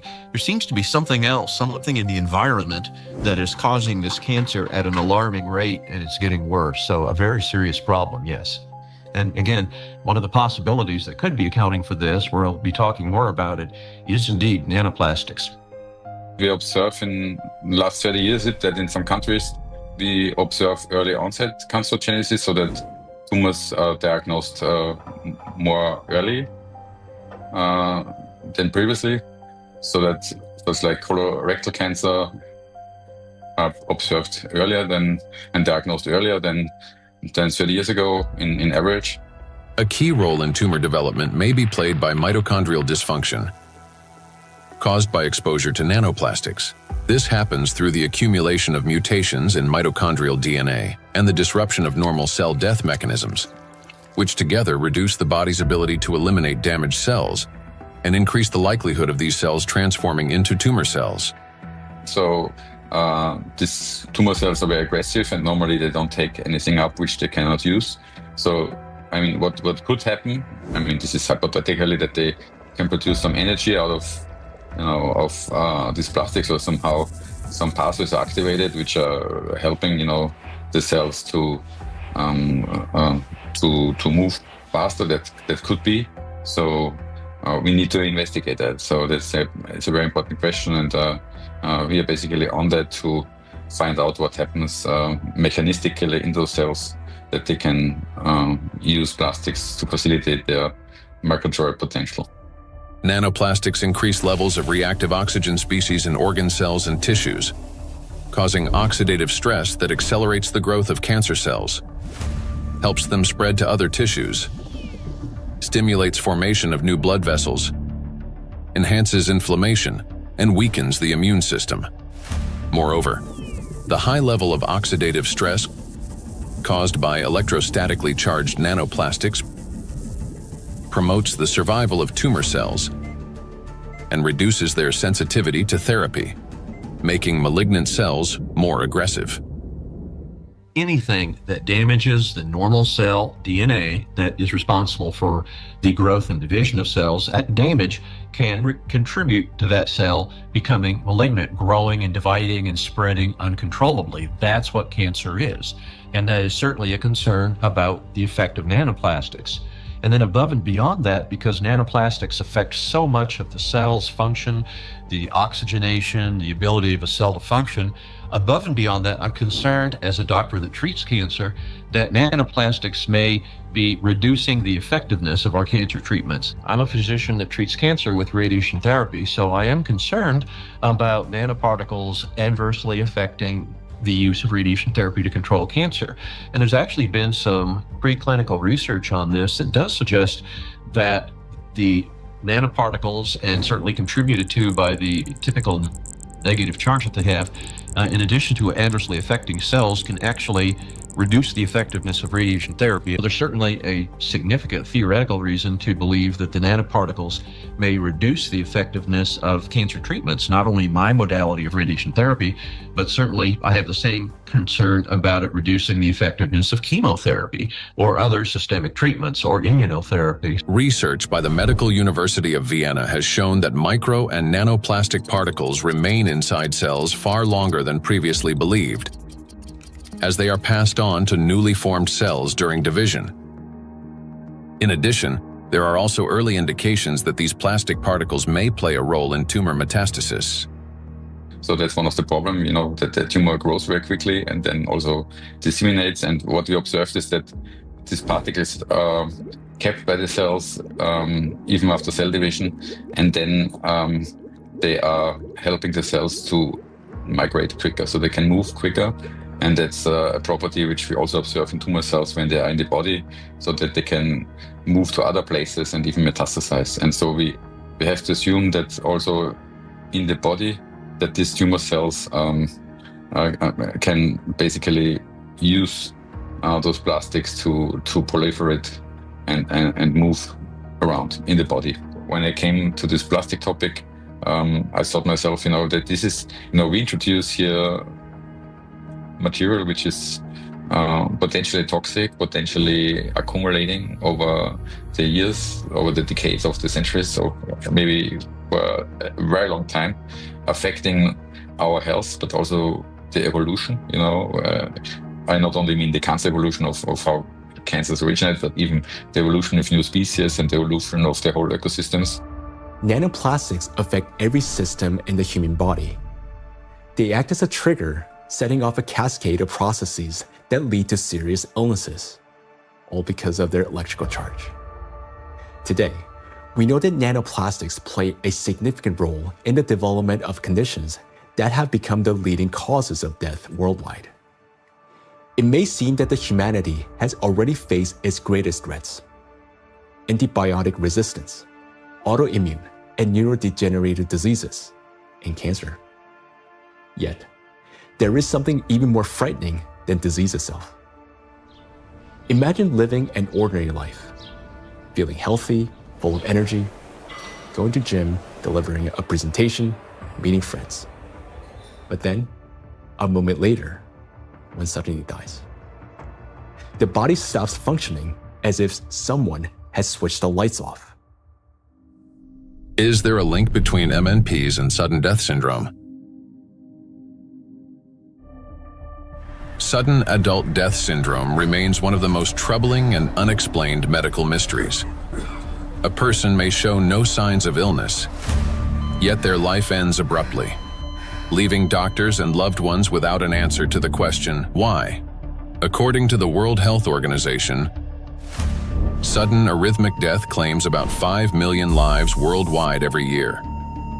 In Europe and the US, it accounts for up to 20% of adult deaths from cardiovascular disease. Traditionally, the main causes have been hidden heart conditions: coronary artery disease, arrhythmia, cardiomyopathy. But in recent years, researchers' attention has increasingly been drawn to a new risk factor: exposure to micro and nanoplastics. In order to understand how nanoplastics can trigger processes that can lead to sudden death, let's recall what they can do. As we know, the most destructive property of nanoplastic is the electrostatic charge on its surface, which allows these particles to interfere with the transmission of electrical impulses between cells and distort the signals that coordinate the function of organs and the body as a whole. And because this same electrostatic charge can also disrupt mitochondrial function in every cell, leading to energy deficiency, inflammation, and ultimately cell death, the greatest danger arises in the most energy-consuming organs, the brain and the heart, where such disruptions can trigger sudden death syndrome. Our brain controls breathing and heart function through precise electrical impulses. If nanoplastic blocks or distorts these signals, the heart can cease to beat or breathing can stop. And this breakdown is not sudden. It results from a gradual accumulation of disruptions. That is, the signals from the brain's cardiovascular center become increasingly distorted and unstable, step by step, impairing the transmission of electrical impulses within the heart muscle. While this initially appears as arrhythmias, the heart beating too fast, too slowly, or irregularly, these malfunctions worsens and eventually reach a critical threshold, at which point the rhythm collapses and the heart stops. To those nearby, it may seem instantaneous, but in reality, the failure has been long developing over time. A similar process affects breathing. Signals from the brain's respiratory center, under the influence of nanoplastics' electrostatic charge, become progressively more erratic. After the critical threshold is crossed and the brain's commands can no longer get through, breathing stops entirely. In other words, sudden death is the final outcome of a gradual dysregulation of the heart and breathing, a process that silently progresses until it crosses a point of no return. And while we go about our daily routines making plans for the future, nanoplastics continue to damage our bodies cell by cell, day after day. It is terrifying to realize how severely nanoplastics affect the human body. Even more disturbing is the fact that we cannot control our exposure to them. Nanoplastics enter our bodies constantly through the air we breathe, the water we drink, and the food we eat. This has already become our everyday reality. Today, we know that nanoplastics can disrupt the control centers in our brains for breathing and heartbeat, causing arrhythmias, bronchospasm, and pulmonary edema, which can result in sudden death. Yet, what's more alarming is how little we still know. Research on nanoplastics has only just begun, and we're only starting to grasp the true scale of this threat. But make no mistake, everything you have heard so far isn't science fiction. These are actual biological mechanisms triggered by electrostatically charged nanoplastics. They attack every system of our body, contributing to chronic illnesses and even causing a sudden death. But their impact reaches beyond the current generation. These nanoplastics are already affecting our children and even our ability to bring new life into the world. Micro and nanoplastics destroy reproductive health. Current scientific evidence strongly indicates that mitochondrial dysfunction may be a root cause of infertility in both men and women, as well as negatively affecting conception, pregnancy, and embryonic development. For men, Fertility depends on producing a sufficient number of healthy sperm cells that not only survive, but also possess adequate motility and the necessary energy to reach and fertilize an egg. That energy comes from mitochondria, which provides the ATP required for sperm movement. When mitochondrial function, however, is damaged or becomes unstable, sperm motility decreases, and even shape and structure of sperm cells can be altered, directly reducing the ability to conceive. From 1973 to 2018, the global sperm count in men declined by more than 60%.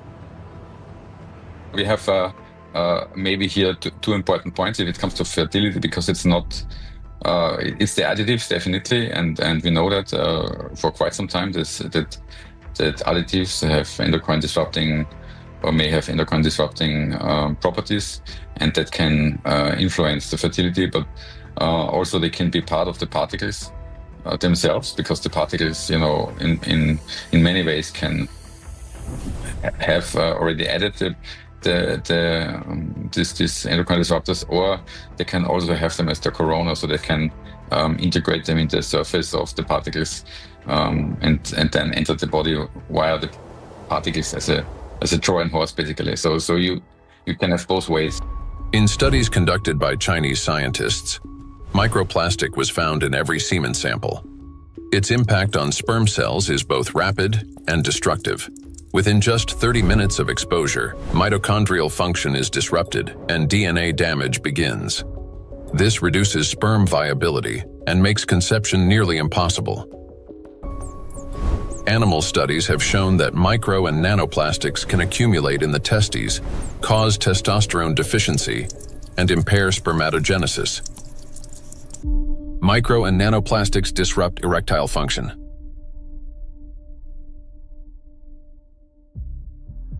Insufficient testosterone production can lead to infertility, reduced libido, erectile dysfunction, and in adolescence, delayed sexual development. Producing testosterone requires large amounts of energy in the form of ATP. Even small amounts of electrostatically charged nanoplastic entering the mitochondria can disrupt their function and decrease ATP production.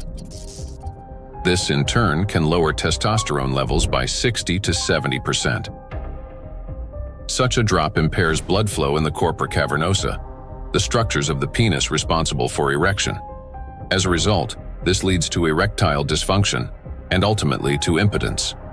In addition, electrostatically charged nanoplastic interferes with nerve impulse transmission, which means that even in a state of sexual arousal, an erection does not occur. This has been confirmed by research from Anhui Medical University in China. In animals with chronic microplastic intoxication, erectile function was impaired after just 1 month. Results of a national study in Japan showed that erectile function and sexual activity are declining among the younger generation.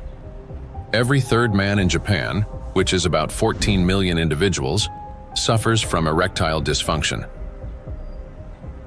Moreover, young Japanese men, particularly those aged 20 to 24, exhibited decreased sexual desire, weak erections, difficulty reaching orgasm, and low levels of sexual satisfaction. In fact, the prevalence of erectile dysfunction in the 20 to 24 age group was 26.6%, which is almost equal to the 27.8% observed in men aged 50 to 54. This alarming trend is not confined to Japan only. Global research confirms that symptoms of erectile dysfunction affect up to 75% of men worldwide, showing that this condition is widespread and can impact men of any age in any region. In 1995, more than 152 million men worldwide suffered from erectile dysfunction. According to scientists' estimates, within 30 years, this number will approximately double. So think about it. If just one signal fails, the movement will not occur, a thought will not form, and an emotion will not arise.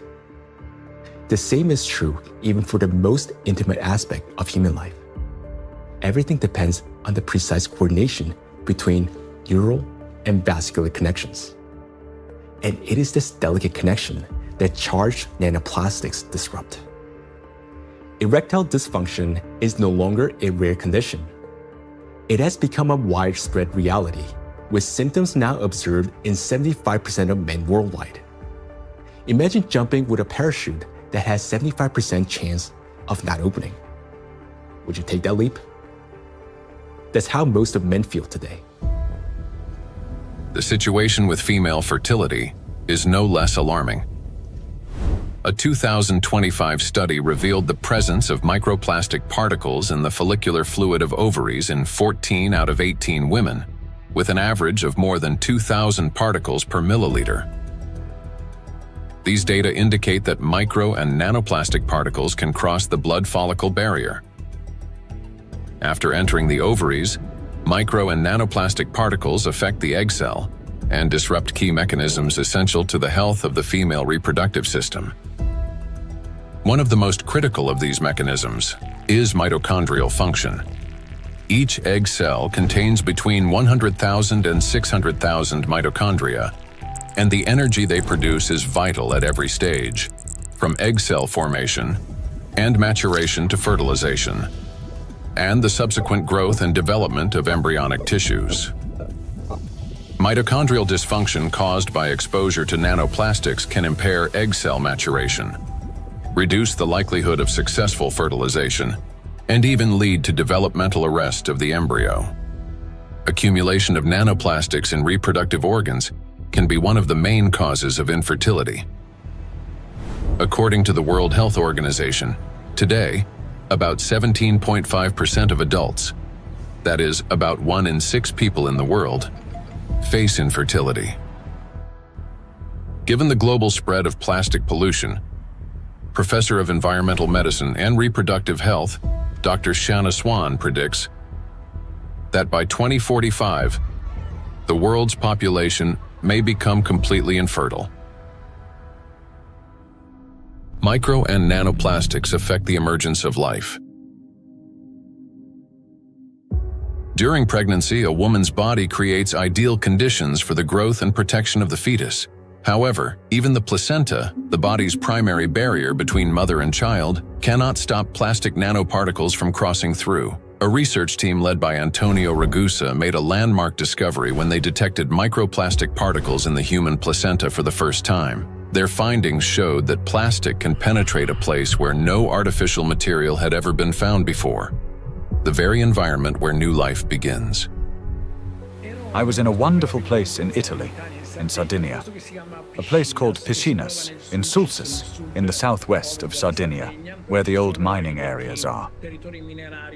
It's a very remote, beautiful spot where there's nothing around for 6 or 7 kilometers. While I was walking, I suddenly saw these bright, colorful, sparkling things on the beach. I asked my wife, "What is this?" She looked at me a little puzzled and said, "Well, it's plastic." I said, "Plastic? How could plastic get here when there's nothing for 7 or 8 kilometers in any direction?" She looked at me again, with an expression that made it clear how little I understood, and said, "It comes from the sea, of course."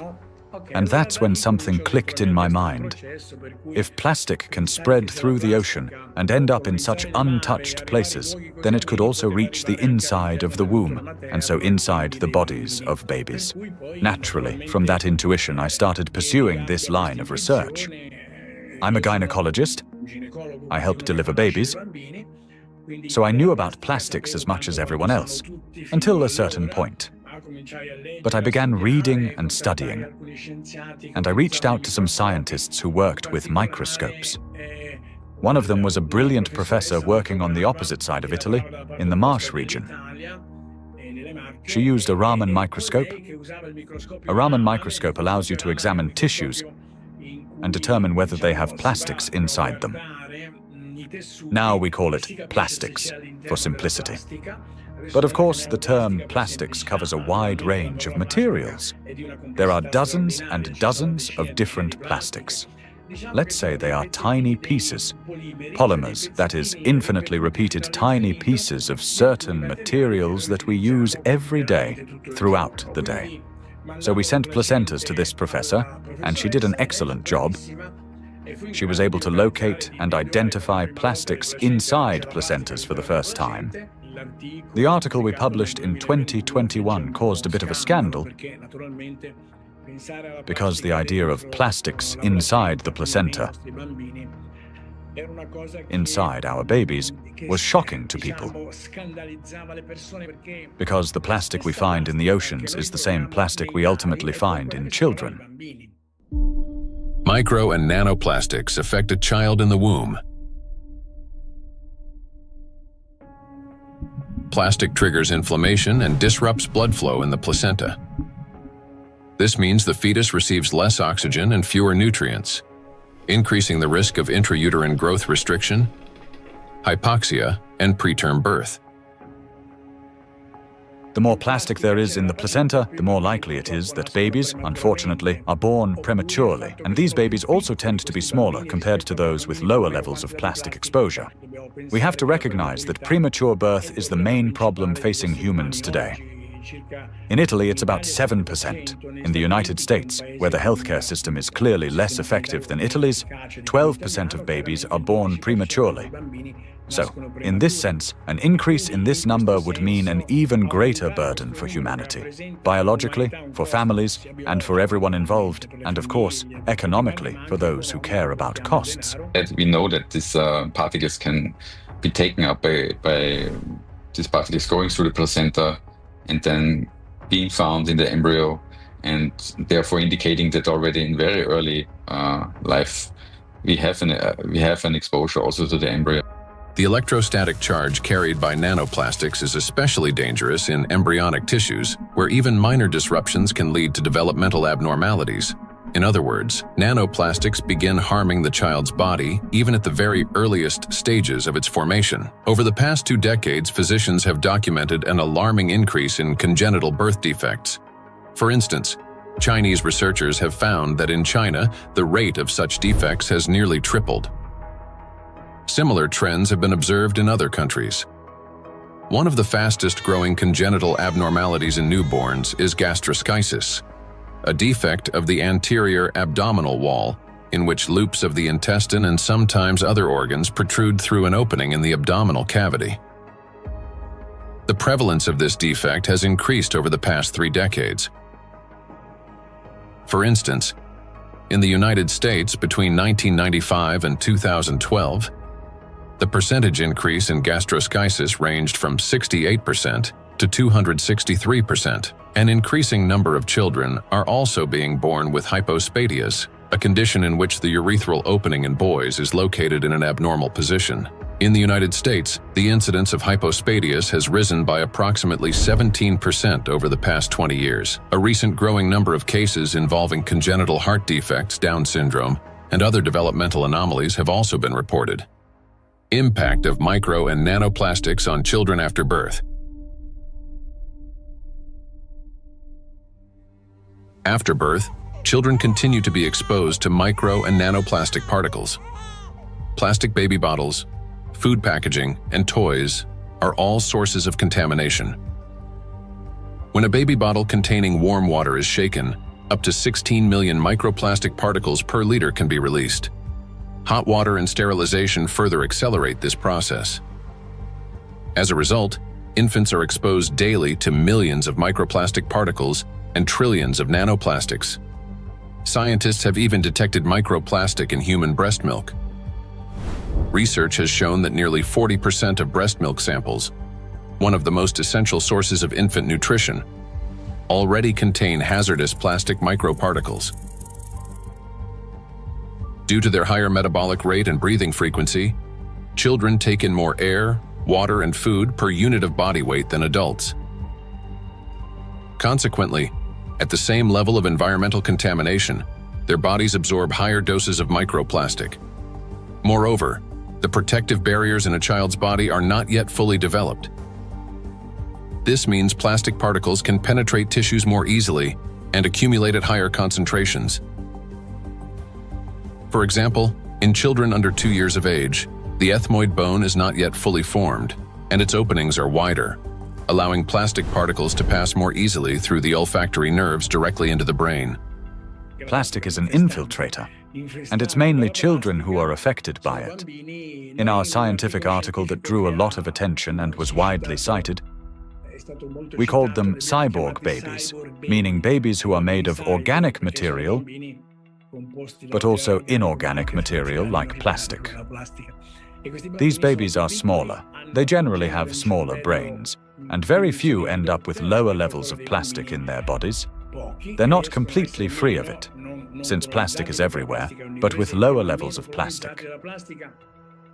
Because of the electrostatic charge of micro and nanoplastic particles, as well as the presence of bisphenols and phthalates, the endocrine and reproductive systems of children are particularly vulnerable. These substances interfere with the formation and development of the reproductive organs, potentially leading to infertility later in life. Given scientific projections that by 2045 humanity could face widespread infertility, children born after 2020 may have a high likelihood of being unable to conceive their own offspring.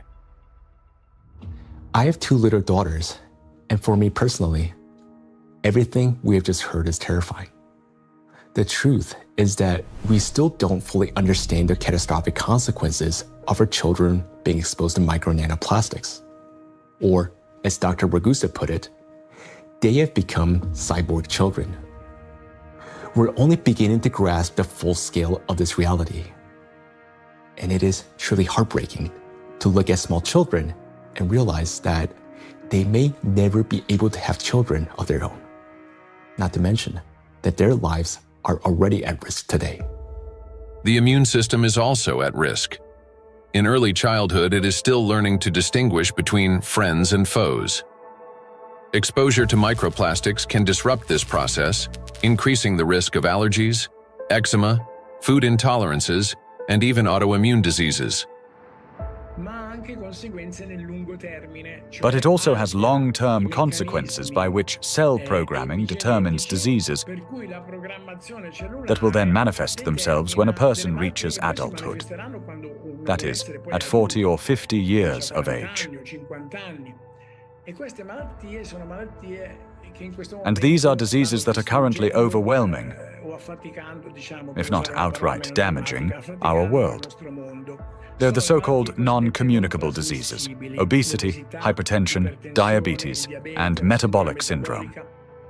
A child's brain is especially vulnerable in the first years of life, a critical period of rapid nervous system development when neurons are formed and complex neural connections are established.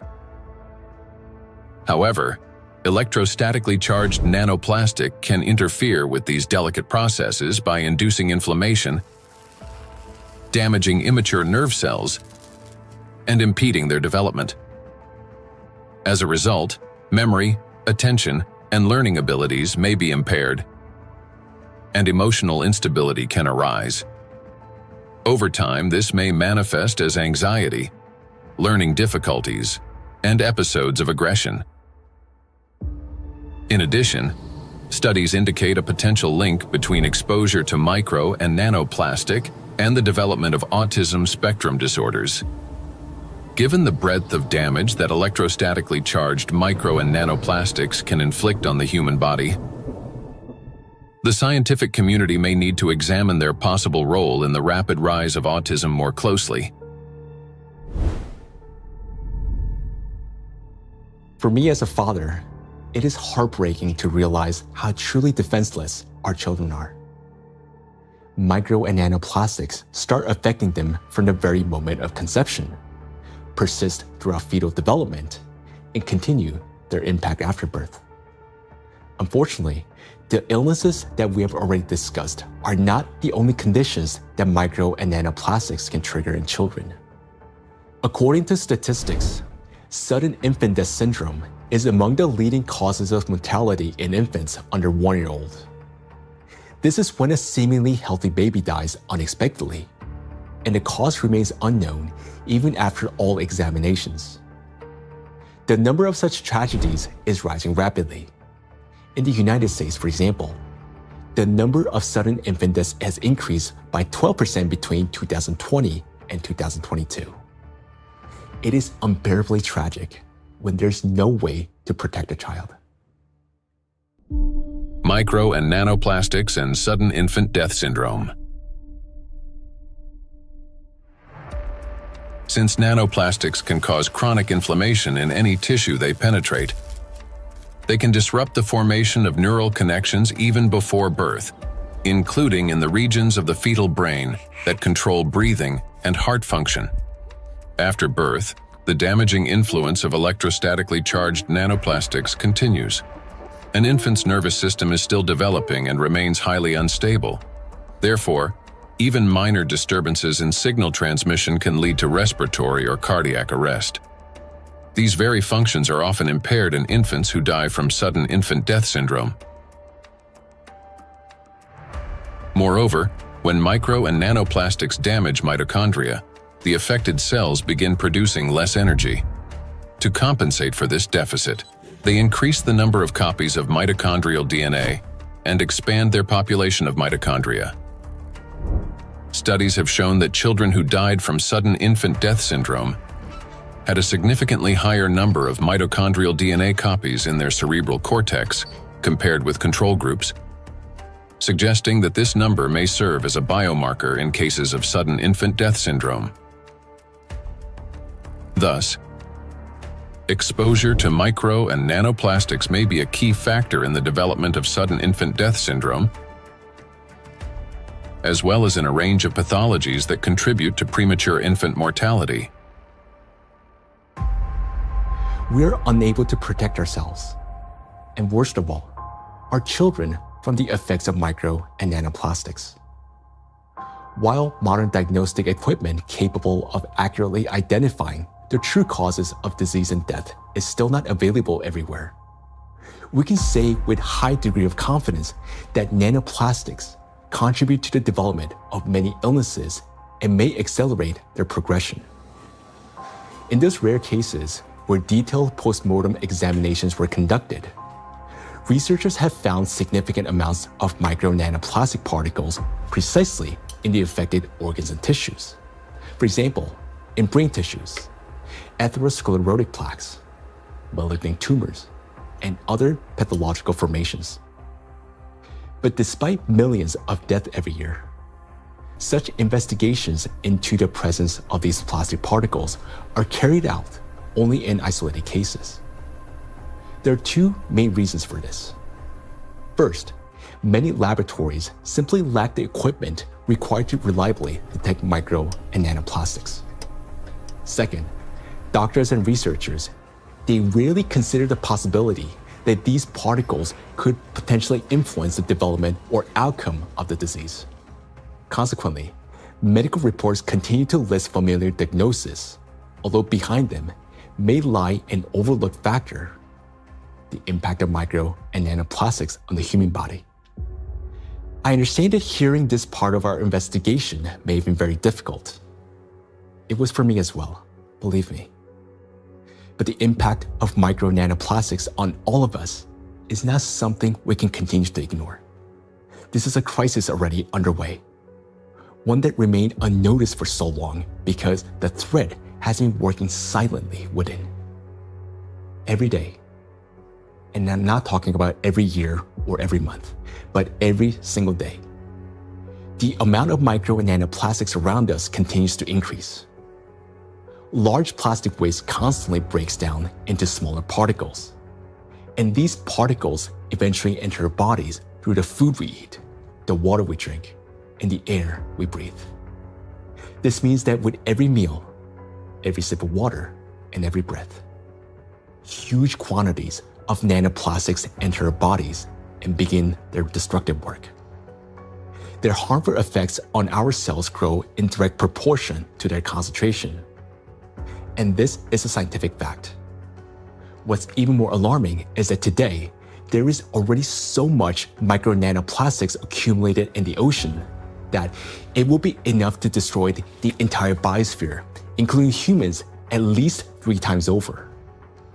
When we hear about threats of such magnitude, our instinct is to run away from them. And I understand that. It may feel like the only logical response is to eliminate plastic from our lives completely, or better yet, to take our family and move to some pristine corner of our planet. But would that really solve the problem? In fact, where could we possibly go to escape micro and nanoplastics? Finding solutions.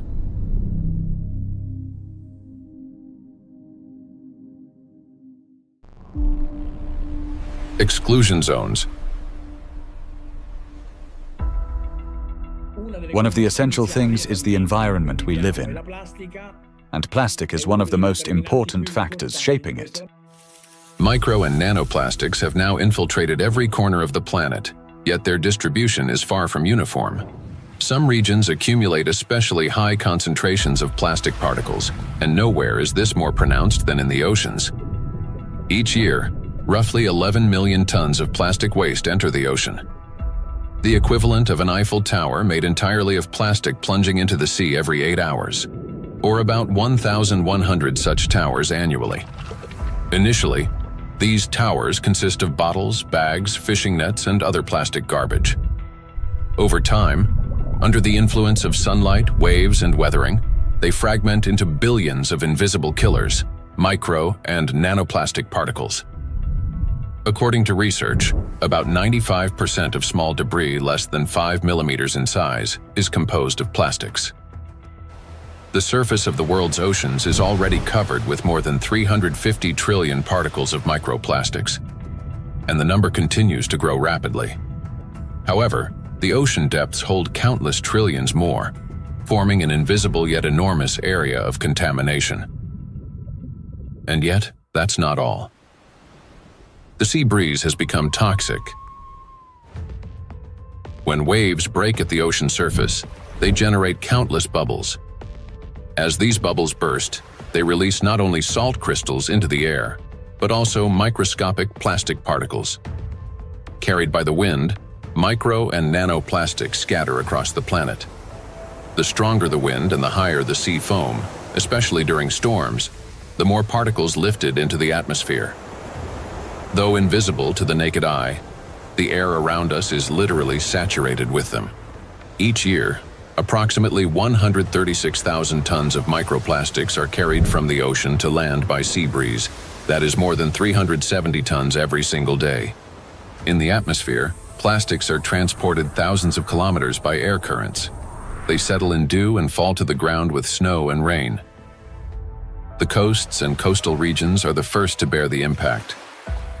When people go to this seashore, okay, for holiday, for swimming, to receive some sunlight, they always send me pictures of microplastics because all the seaside are full of microplastics.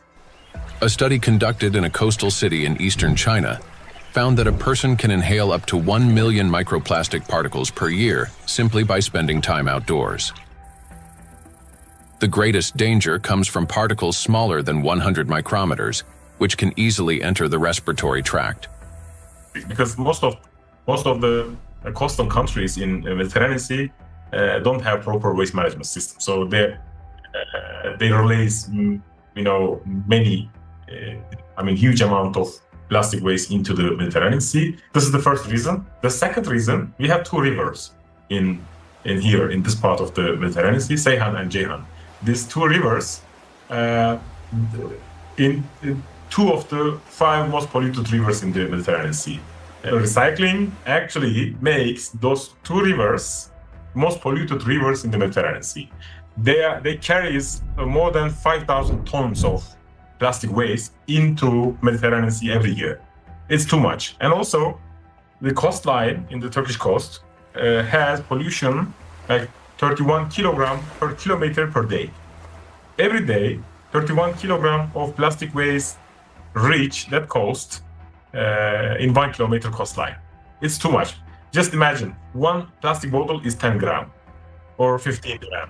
You can imagine how many plastic bottle strand on those coastlines. Dr. Sarju Ganatra is a cardiac oncologist and director of the Cardiac Oncology Program at Lehigh Hospital and Medical Center. He leads research at the intersection of cardiovascular medicine, oncology, and environmental sustainability. According to his study, which was presented to the American Academy of Neurology, living in coastal areas is associated with an increased risk of brain and mobility disability. The reason for this is the high concentration of microplastics in the water, air, and soil of these regions. It's alarming, truly, that what we are seeing, that people living close to the coastal water with high amount of microplastic concentration in the seawater, they have higher prevalence, higher rates of various cardiovascular disease, stroke, diabetes, and other metabolic conditions, as well as cognitive mobility and self-caring disabilities and abilities to live independently essentially are less in that population. Researchers analyzed health data from residents of 218 coastal counties across the United States, comparing CDC reports with levels of environmental microplastic pollution. The findings are striking. Memory and cognitive impairments occurred 9% more often among residents of areas with high concentrations of micro and nanoplastics, compared to those in areas with low concentrations. Motor disorders were 6% more frequent. Difficulties with self-care, such as dressing or maintaining hygiene, were 16% more common. Inability to live independently, including managing finances or shopping, was 8% more frequent. In coastal regions, where the concentration of micro and nanoplastics far exceeds that found in inland, people are already paying the price, not only with their health, but with their lives. In a study led by Dr. Sarju Ganatra, scientists compared regions with high and low levels of microplastic pollution. But this raises an important question. That is, what does low level mean today? To answer this, let's look at the numbers. Dr. Ganatra defined a low level of contamination as one tiny plastic particle per 200 bathtubs filled with seawater. At first glance, that might sound negligible. But when that single particle breaks down into nanoscale fragments, the number of particles increases not by tens or hundreds, but by millions of times. Let's consider a simple calculation. Suppose the volume of one such tiny plastic particle is just 1 cubic millimeter, roughly the size of a grain of sand. Over time, it breaks down into many smaller pieces. Now, if we assume that this single microparticle disintegrates into fragments about 100 nanometers in diameter, that would generate about 1 trillion particles. And if their size decreases to 10 nanometers, the number would skyrocket to 10 to the 15th, or 1 quadrillion nanoparticles, all from a single microparticle. So what does this mean in practice? It means that even one glass of such clean water, which hardly exists anymore, would potentially contain about 5 million nanoplastic particles.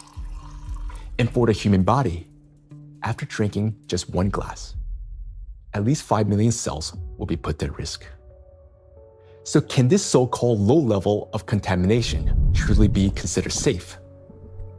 Each of those 5 million particles entering a body can trigger inflammation, cause hypoxia, and disrupt communication between neurons. Note that these effects aren't always immediately noticeable.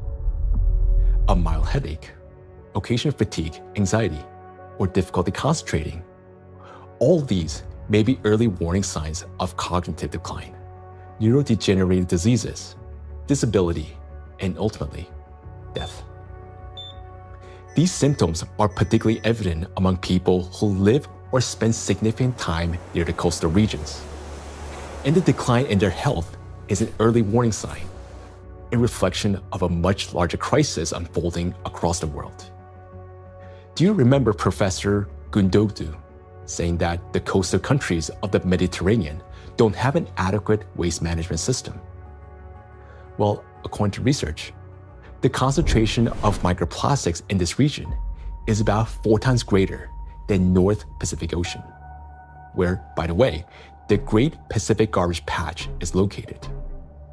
And in addition to 5 already known invisible garbage patches, researchers have identified a 6th garbage patch hidden in the Mediterranean Sea.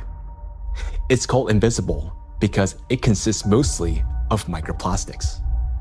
And unlike other oceanic garbage patches, which are at least far away from the densely populated coastline, this one is surrounded by 21 countries. It's a home to nearly 500 million people.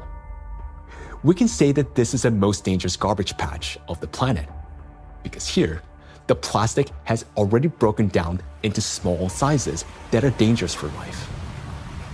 Everyone living in the Mediterranean is constantly breathing air with an extremely high concentration of micro-nanoplastics. This is an extremely dangerous zone that should have been long ago been designated as an exclusion zone. Now, recall the battery example and imagine how many charged particles are present and how much energy is concentrated there. That's why the Mediterranean Sea is warming faster than the rest of the world's oceans. This is very serious because Mediterranean plays a key role in shaping the climate of Europe and the Mediterranean countries. It affects the weather patterns, rainfall distribution, and even the ecosystems of the entire region. It is precisely this extreme warming here, driven by micro and nanoplastics, that is intensifying the climate anomalies, extreme weather events, and even natural disasters throughout the Mediterranean. Meanwhile, the amount of micro and nanoplastics continue to rise with every passing minute. And what worries me personally is that people do not know this and continue traveling to these regions, often with their children, thinking that they're going there to rest and recharge, when in reality, they're entering a zone of extreme danger. So the things that once symbolized health, freedom, and luxury, a yacht on an open water, a villa by the sea, or even a private island in the ocean, they're now slowly turning into exclusion zones. For now, this problem is mainly recognized by scientists, but it will soon become impossible for the public to ignore. And when that moment comes, mass migration from coastal regions will be inevitable. Thus, if we fail to find a solution, the economic losses will be enormous, as the tourism industry will collapse and luxury resorts on the coast will be deserted. Yet, the threat doesn't end there, because the tiny plastics are constantly spreading by the atmospheric circulation and contaminating everything in its path. Borders just for human, not for particles. So all these small microplastics can travel long distances.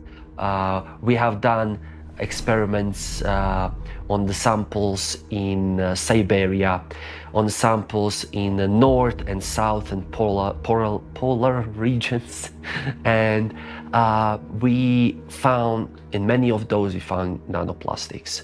So most of the areas that are considered pristine are at least episodically polluted by nanoplastics via air.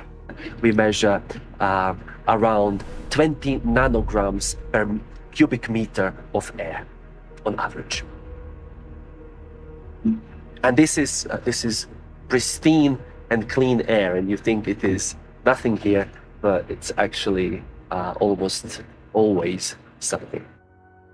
Today, forests are also at risk of becoming exclusion zones, as they've already turned into massive reservoirs of micro and nanoplastics.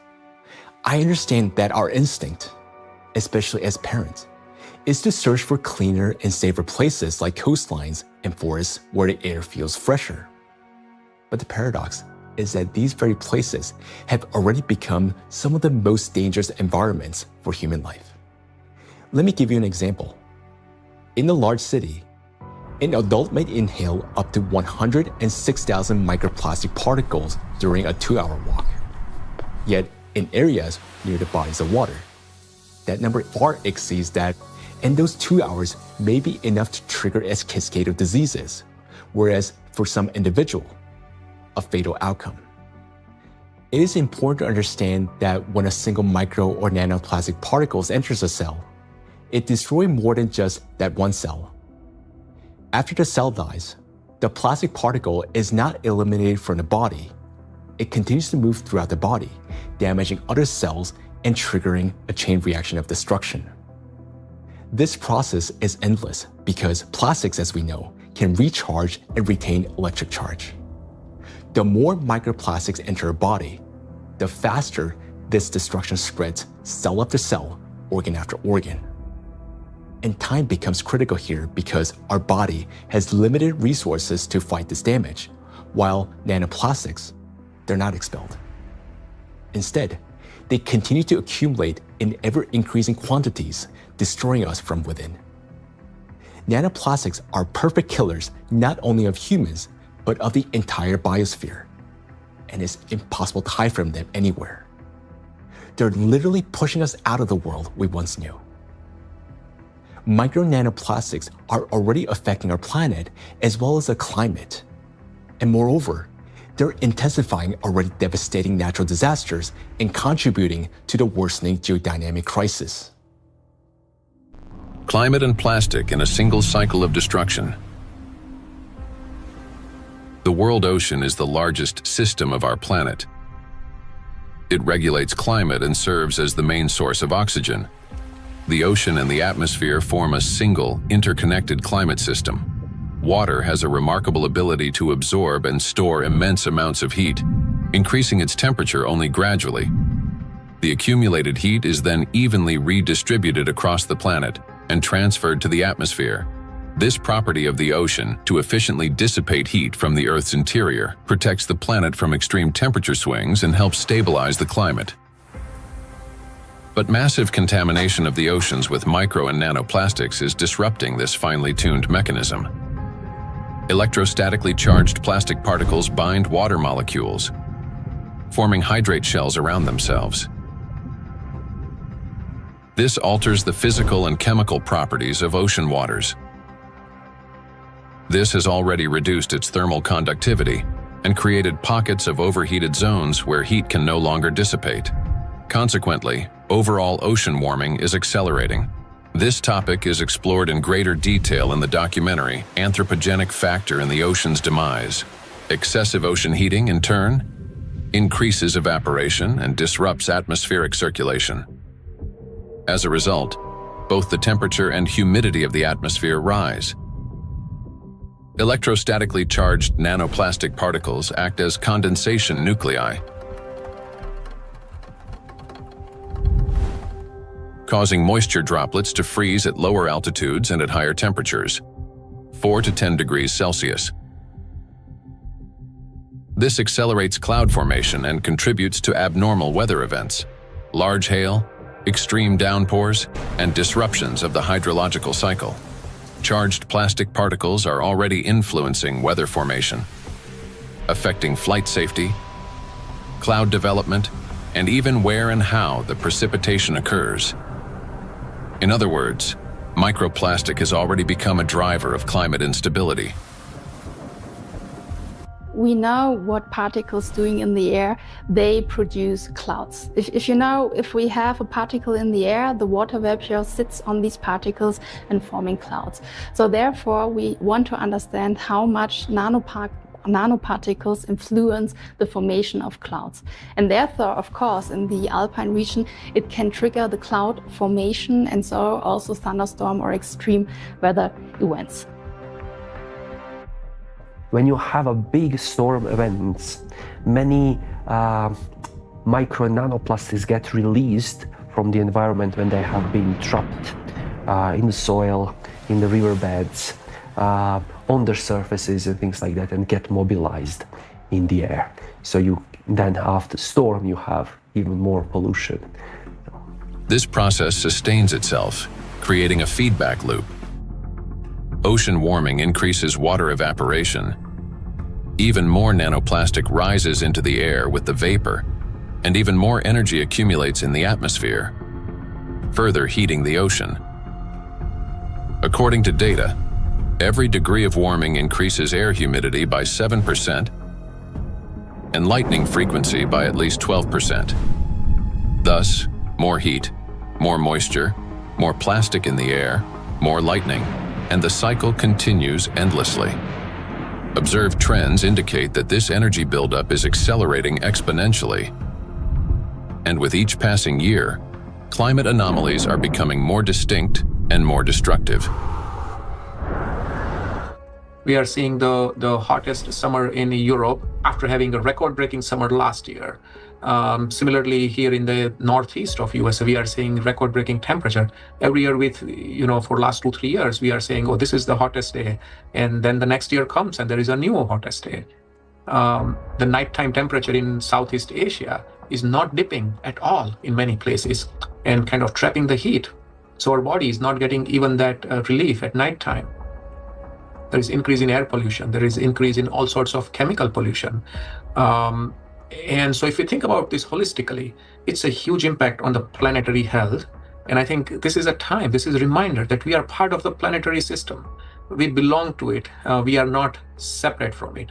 And until we think holistically, I think, we'll define one issue, we'll define one threshold, we'll continue to go after that, maybe even solve it scientifically. But until we think holistically and act holistically as a community, as a society, I think we are in trouble. We have reached a critical point where it's no longer possible to solve the climate crisis without simultaneously addressing the plastic pollution, and vice versa. The two are interconnected, each reinforcing the other. And as we continue to study this issue, the picture becomes even more alarming because we're now beginning to understand what is truly happening. I am. Both for myself and my family, but also for the future generations.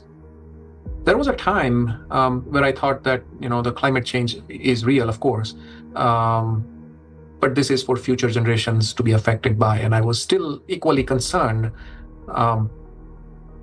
But in no time, and I would say in less than 5 to 10 years, we started from that mindset and time frame. Within 5 to 10 years, we started feeling it.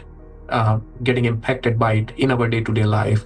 And so it's more concerning than ever before, and the timeline, which was predicted previously, has shortened exponentially.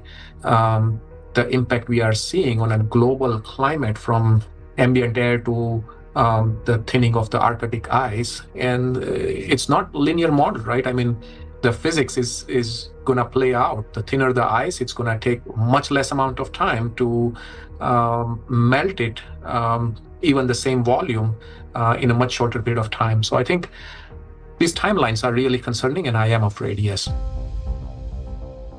Indeed, many signs indicate that our planet's energy balance has been disrupted, and natural processes are intensifying exponentially. Consequently, we may have less and less time to respond, and nanoplastics are playing a key role in this acceleration. In the past, excess heat from the Earth's interior was removed gradually, step by step, yet effectively.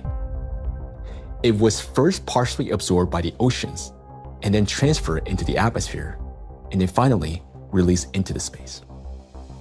This sequential process prevented excess energy from accumulating within the Earth's interior or the atmosphere, allowing the planet to cool and reduce the thermal load on the inner layers. But today, this natural mechanism has been disrupted. Nanoplastics no longer merely affect the climate, but they also exacerbate the geodynamic crisis and intensify natural disasters by obstructing the release of heat from our planet's interior. The role of micro nanoplastics in this process is described in detail in the report on the progression of climate catastrophes on Earth and their catastrophic consequences. So our entire planet is contaminated with micro and nanoplastics, and we have nowhere to escape to. These particles are in us, in our children, disrupting and destroying more and more cells in our bodies. This is why confronting plastic pollution is no longer optional. It is essential for our survival. The first and most obvious step may appear to be eliminating the use of plastic and recycling the waste that has already accumulated. But we must ask ourselves, will that truly be enough? The illusion of addressing plastic pollution. Even if we were to stop plastic production today, even if the last plastic bottle we discard today, it's going to last there in our oceans for at least 400 plus years. And then the journey of micro nanoplastic begins. And so we have a poster in our cafeteria where we say that, you may not see your grandkids or great-great-great-grandkids, but I will, saying the plastic bottle. And I think that's true. If we look at the scale of plastic pollution in the oceans, it becomes clear that a complete cleanup can take millennia. Today, the world ocean contains about 200 million tons of plastic waste. Meanwhile, every year, around 20,000 tons are extracted. That's less than 1/100th of 1%, a negligible fraction compared to the existing volume. At this rate, fully cleaning the ocean would take about 10,000 years. And that's only if we stopped all plastic entering the ocean starting today. Plastics are entering the environment currently at a rate that far exceeds our capacity to remove it from the environment or to mediate the wastes. Let's assume humanity achieves a technological breakthrough, invests enormous resources, and increases cleanup efficiency 5-fold. Even then, the process would still take around 2,000 years. In reality, we cannot cope even with the current annual influx of pollution, let alone eliminate the consequences of what has been accumulating for decades. Not only are we unable to remove all the plastic that has built up in the biosphere, but attempting to do so could also endanger living organisms. There are some organization initiatives, they are trying to collect the waste, accumulate that garbage patches, at locations. They are also collecting nutstone, the organisms living just the 15 centimeter of the first layer of top ocean. So those organisms, using that, those artificial material as a, hunting ground, nesting ground, feeding ground, or, they are laying egg on those plastics. So when you remove all these plastics, you also remove all those organisms. So because removal itself also another problem. So once plastics get in the environment, there is no proper and harmless way of removing these plastics from those environments. Moreover, a significant portion of plastics has already broken down into micro and nanoparticles that now lie on the seabed, drift through the water column, have entered the bodies of marine organisms, and become part of the global cycle of matter. These particles cannot be captured with nets or collected manually. This means that simple mechanical removal of plastics from the environment, even under the most optimistic scenario, will not solve the problem. We are no longer dealing with debris that can simply be picked up, but with nanoparticles carrying an electrostatic charge. This nanomaterial has already become embedded in every living thing on the planet. And even if we succeeded in removing every plastic bottle and every wrapper from the ocean, one question would still remain. What happens next? We still do not have a safe method for disposing of the mountains of plastic waste we would collect. There's mismanaged waste on land all around the planet in informal dump sites. Some waste has been incinerated, some of it commercially in incinerators that may or may not have appropriate screens and filters to collect associated chemicals that might be released. But of course, a lot is burned in open burning scenarios in countries that are not wealthy enough to own the appropriate waste management facilities to deal with the plastic waste that is exported to them by other nations. And then some of it, of course, will have gone into so-called recognized waste management systems, but which might include burying it beneath the ground in landfill, where, of course, it could return to present problems in the future, or indeed incinerating it in commercial incinerators. But depending on the quality of incinerator, of course, there's concerns about the emissions from those incinerators. Burning plastics, whether in backyard fires or industrial incinerators, does not solve the problem. It merely transforms them into a more dangerous form. When heated or burned, large plastic items break down into micro and nanoplastics that disperse into the air, settle onto surfaces, and enter water and soil with precipitation. The apparent disappearance of plastic in flames is an illusion. Burning simply accelerates the fragmentation of plastic into the tiniest particles many times over, into the very micro and nanoplastics that pose the greatest danger to human health. And it is precisely these electrostatically charged particles that can penetrate deep into the body, including the brain and other cells, where they trigger a wide range of diseases.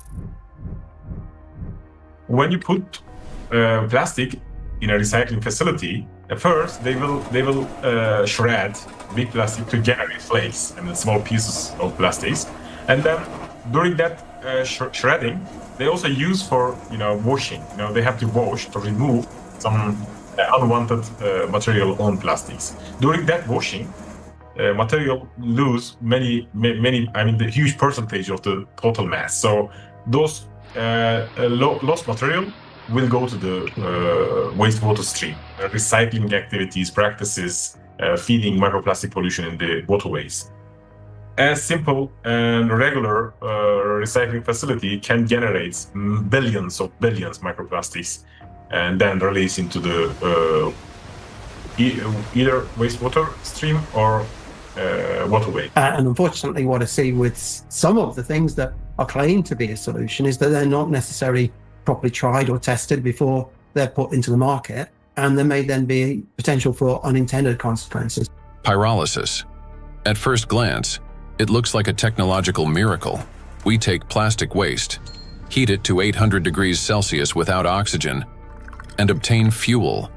Instead of piles of garbage, we get gas, liquid, and a small carbon residue. Sounds promising, doesn't it? But this technology has a flip side, an invisible and far more dangerous one.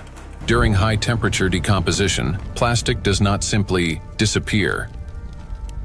Pyrolysis is accompanied by emissions of dioxins and furans, some of the most toxic substances on the planet. They are carcinogenic, disrupt the endocrine system, and can accumulate in human tissues. They are hazardous even at low concentrations. Even if you manage to obtain 600 liters of liquid fuel from 1 ton of plastics, the price of such fuel is a threat to human health and life. By relying on such disposal methods, we're only accelerating the transformation of plastics into an invisible, yet far more dangerous form. Let me remind you that the amount of micro and nanoplastics present in the ocean alone is already more than enough to destroy our entire biospheres, including the humankind 3 times over. Meanwhile, microplastics continue to disintegrate, generating vast amounts of nanoplastics. Recall Dr. Kenner's example. A single microplastic particle can fragment into billions of nanoparticles. And with countless microplastics already present everywhere, constantly breaking down into even smaller fragments, this process is driving the destruction of humanity and of everything around us. Today, many people have started turning this crisis into a business, inventing all sorts of methods that supposedly remove microplastic from the body. And people are willing to pay large sums for these treatments. But the real question is, do they actually work? False hope. Today, in healthcare and even in some scientific circles, there's growing discussion about alleged methods to cleanse the human body of microplastics. A variety of approaches are being promoted, including plasmapheresis, hemosorption, mechanical filtration devices, dietary adsorbents, and so-called natural supplements claiming to detoxify the body. At first glance, it all sounds reasonable.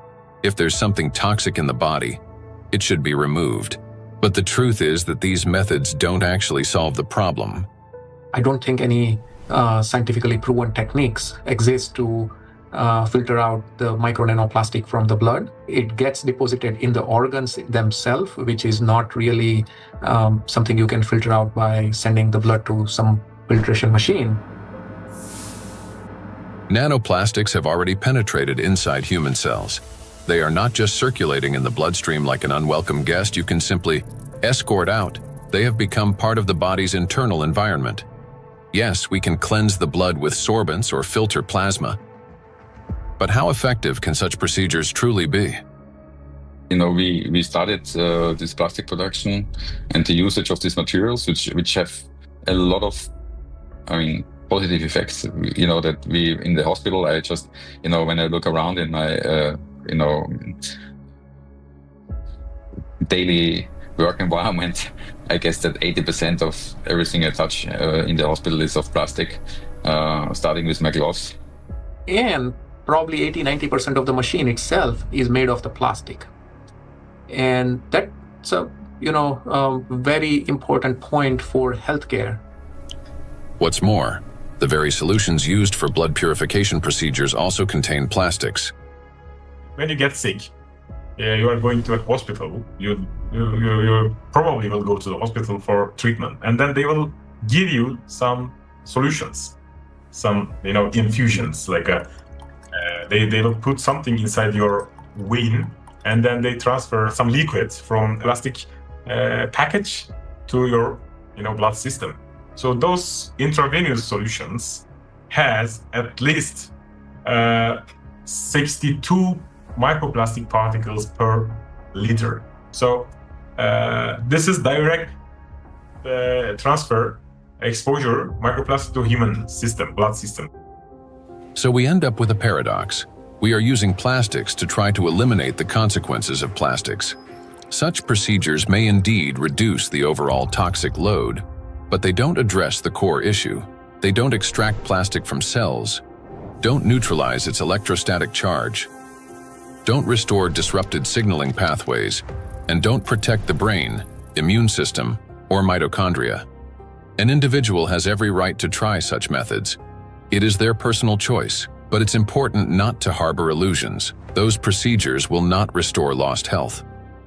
Moreover, plastic isn't just a material used for packaging and household goods.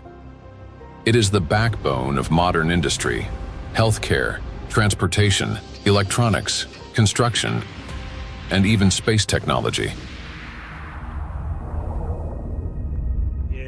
It's the second most common material on Earth after concrete, so it's extremely widespread. I think going forward, it's going to be really important that we retain the important uses of plastic, because plastics are not here the enemy.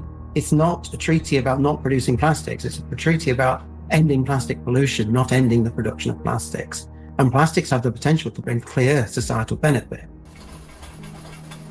That is why the main goal today isn't to stop plastic production, but to find ways to reduce the impact of micro and nanoplastics on human health and the environment.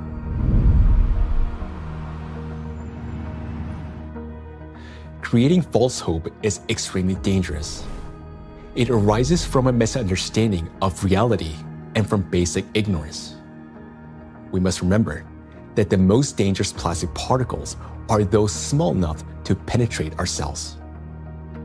And once micro and nanoplastics enter our cells, they cannot be filtered out or removed. They become part of the body and slowly destroy us from within. The most serious problem is that we have no control over how much of this material enters us. Nanoplastics can even penetrate the skin, for example, when we swim in the sea or lie in the sun. And what can we do about nanoplastics that, once inhaled, travel directly to the brain and begin destroying neurons? Nanoplastics are among the most dangerous substances for the biosphere and for all life, including humanity. Yet, abandoning plastics altogether will be senseless because doing so would cause enormous global losses. Synthetic polymers, including plastics, form the backbone of countless modern industries, from medicine and nanotechnology to flexible electronics, neuromorphic hardware for AI, aerospace structures, automotive manufacturing, and construction. Their versatility, ease of shaping and processing, compatibility with other nanomaterials, and scalability have made them the foundation of our modern progress. The solution, therefore, is not to eliminate plastics, but to ensure that they no longer threaten life, And the real path forward begins with understanding precisely what makes nanoplastics so dangerous.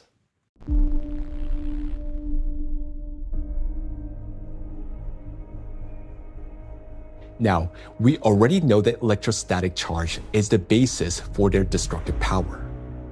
It is this charge that allows plastic particles to cling to membranes, cross biological barriers, including the brain, bind to proteins, and interfere with genetic processes.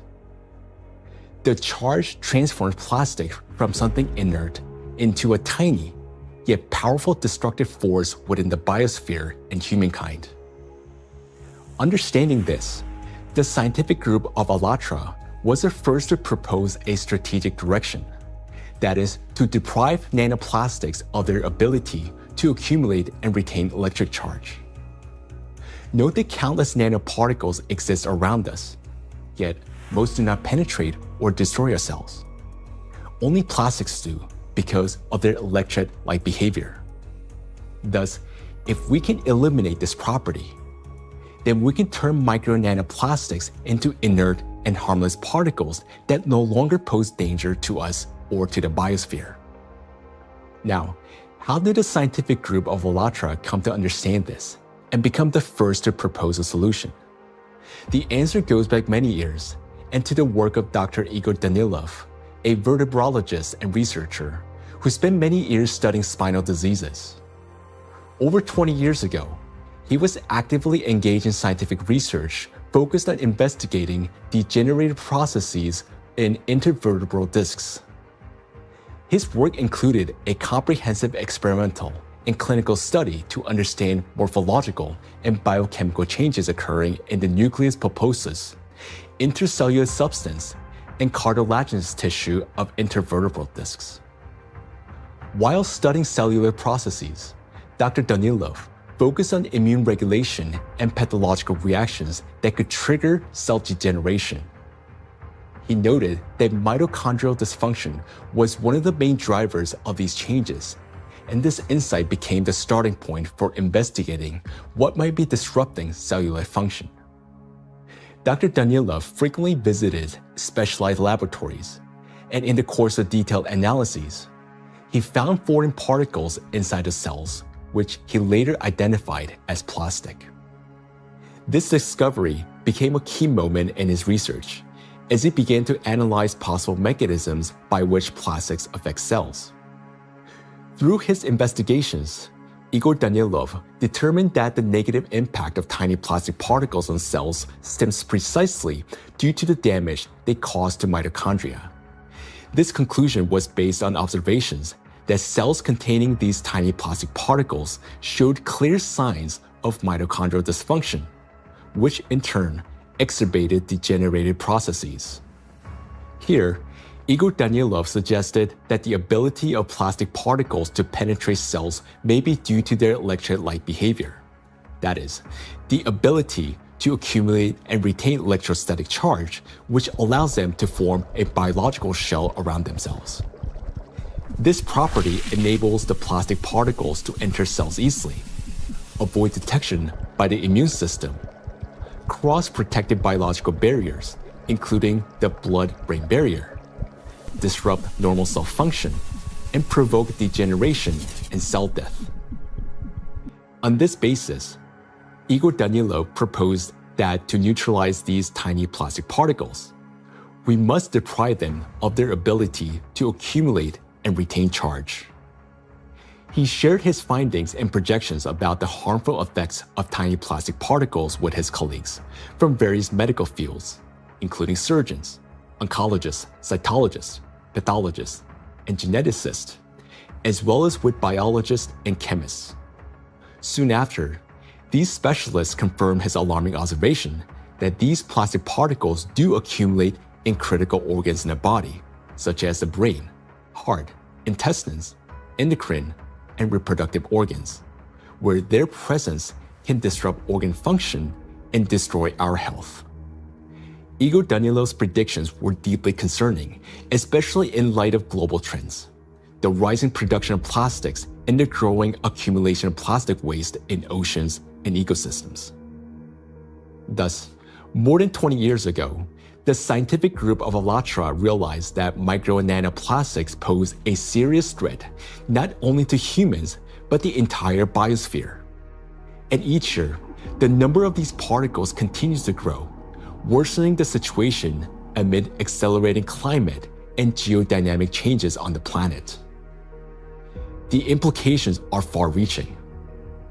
If we can eliminate the charge from micro nanoplastics, we will not only eliminate their destructive impact on human health, but also remove the excess energy accumulating in the biosphere, the energy that currently fuels the geodynamic crisis and intensifies natural disasters. Thus, plastic would no longer act as a destabilizing factor, and many planetary threats could be mitigated at once if we can find a way to deprive nanoplastic of their ability to accumulate and retain charge. The question is, how can we achieve this? Well, let's be honest. This task is extremely difficult. It will not be enough to simply figure out how to neutralize the electrolyte behavior of these tiny plastics in a test tube.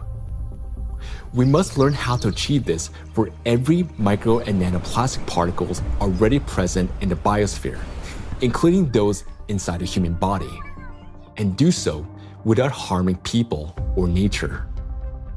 Given the unprecedented scale of this challenge, solving it will require collaboration among experts across many disciplines: biophysics, nanotechnology, molecular toxicology, material science, and medicine. Plastic pollution is not a narrow environmental issue. It's a systemic global challenge that affects health, safety, natural resources, the stability of our civilization, and life itself. 20 years ago, the scientific group of ALLATRA already recognized the danger of micro and nanoplastics and identified the underlying principle of how they could be neutralized. But to this day, we haven't found a way to achieve it. That is why ALLATRA calls for unification of the world's scientific potential, a message that is unfortunately often misunderstood. Uniting scientists doesn't mean locking them all in one giant laboratory until they find a solution. Rather, it means fostering open international collaboration where experts from different fields freely share knowledge and work together toward a common goal. It's about aligning research methods, promoting open data exchange, developing compatible monitoring tools, and making coordinated policy decisions. The scientific community has already proven that such collaboration is possible when humanity unites around a common goal. Consider the Human Genome Project. Hundreds of institutions across dozens of countries, operating under unified data standards, achieved a breakthrough that transformed the course of science and medicine. In the same way, addressing the plastic crisis will require global cooperation, a collective effort to protect both ourselves and our planet.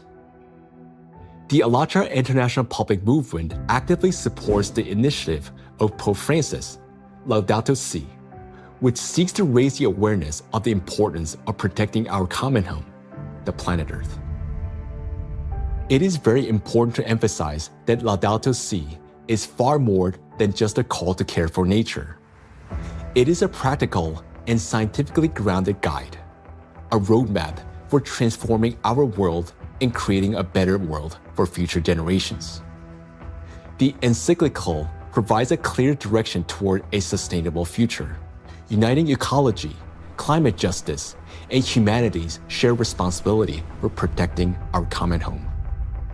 The ALLATRA movement, fully embracing these principles, views Laudato Si' as a powerful catalyst for global cooperation in addressing environmental and social challenges, and preserving the delicate balance of our planet. Cardinal Peter Turkson, the Chancellor of the Pontifical Academy of Sciences, is widely recognized for his dedicated work in ecology and social justice. Thanks to his educational efforts and tireless advocacy, the encyclical is widely disseminated worldwide as a practical guide for safeguarding our planet. It is a great honor for us to introduce Cardinal Peter Turkson, who will speak about the efforts being made to promote the encyclical Laudato Si and to put its principles into practice. So, question is, how can we get Laudato Si to be widely read? Of course, it's a book that is there. I have presented it at the United Nations. I presented it at UNESCO in Paris. I presented it at Davos World Economic Forum. So I've talked about Laudato Si in several environments. I've also had a chance to present it even in university groups.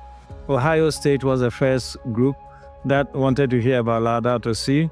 And since then, I've been in Dayton, I've been in San Diego. And therefore, to get Laudato Si well known, we decided to create what we call Laudato Si Action Platform, which identified, in fact, 7 actors of Laudato Si. So churches means churches, mosques, synagogue, all places of worship, places of studies, basic university type of studies, educational centers, offices and factories. So we identified these 7 groups and say, okay, follow a team for 7 years and see what you get. Okay, all of that was to popularize the content of the encyclical Laudato Si and to encourage and enable people to put it into action or practice. So it's not just something written, but something that is actionable. And 10 years now, okay, this is 2025. Laudato Si was published in 2015. It's difficult to identify or talk about places we still have not heard of it. Personally, and from the point of view of our force, we've had occasion to kind of talk about this to different audiences and constituencies, but I still would not say that because of that it's known worldwide and by everybody and for everybody. We've tried our best and we'll continue to talk about it. And Pope Francis, to give this a big push, decided to create what they call Borgo Laudato Si. Over here in Rome, another initiative to get it known has been the development of what they call Laudato Si Diploma. There are various initiatives trying to do this. And the moment we get this established in universities, it attracts a lot of young people. And so, it becomes an occasion to spread knowledge of Laudato Si words. For its scientific and social contribution to the protection of our planet, ALLATRA received the blessing of His Holiness, Pope Francis. This spiritual encouragement to continue working toward the preservation of our planet greatly inspired the participants of ALLATRA and motivate them to pursue a deeper research into the problem of nanoplastics, a growing threat to all humanity and its future. This effort resulted in the publication of the scientific report, Nanoplastic in the Biosphere, from Molecular Impact to Planetary Crisis. And this was presented for the first time in May 2025 at the International Conference of the Centesimus Annus Pro Pontifex Foundation in the Vatican by the President of ALLATRA, Marina Ovtsinova. This documentary is based in part on that scientific report. Such fundamental study into the threat of nanoplastics became possible through the international cooperation between the scientific group of ALLATRA and the Bolivian Catholic University, San Pablo. We are a research team from the Bolivian Catholic University, San Pablo in Cochabamba. Our work seeks to understand how micro and nanoplastics circulate through our environmental matrices, how they interact with other pollutants, and what implications this has for human health and the biosphere. As part of the academic cooperation between the Bolivian Catholic University, San Pablo, and ALLATRA, we jointly prepared the report, Nanoplastics in the Biosphere, From Molecular Impact to Planetary Crisis. For the first time, a single document brings together comprehensive data on how micro and nanoplastics spread through the biosphere, enter food chains, and harm human health and ecosystems. The report is the result of an extensive interdisciplinary analysis that encompasses ecological, climatic, medical, physical, and chemical aspects of the harmful impact that micro and nanoplastics exert on the biosphere and human health. The global threats facing humanity require united international action. And today, we have a clear direction. Thanks to the scientific group of ALLATRA, we not only recognize a problem, but understand its underlying physical nature, the electric charge that gives nanoplastics their destructive power. By addressing this cause, that is, by removing that charge and disarming the killer, we can give the biosphere and ourselves a chance to prevail. So we must use the time we still have. And this is not an exaggeration. Our cognitive abilities are rapidly declining, and this is serious. It is a result of nanoplastics accumulating in our brains. You may already notice it in yourself and those close to you. Unless we act, it will only worsen year after year. And now, you will learn why. The age of intellectual extinction. Throughout the 20th century, scientists observed a trend. Since 1932, IQ scores had been steadily rising. This phenomenon became known as the Flynn effect. However, among generations born after the 1970s, the rise in IQ has reversed to a gradual decline. Mandatory IQ tests for military personnel in various countries show a decline in scores since the mid-1990s.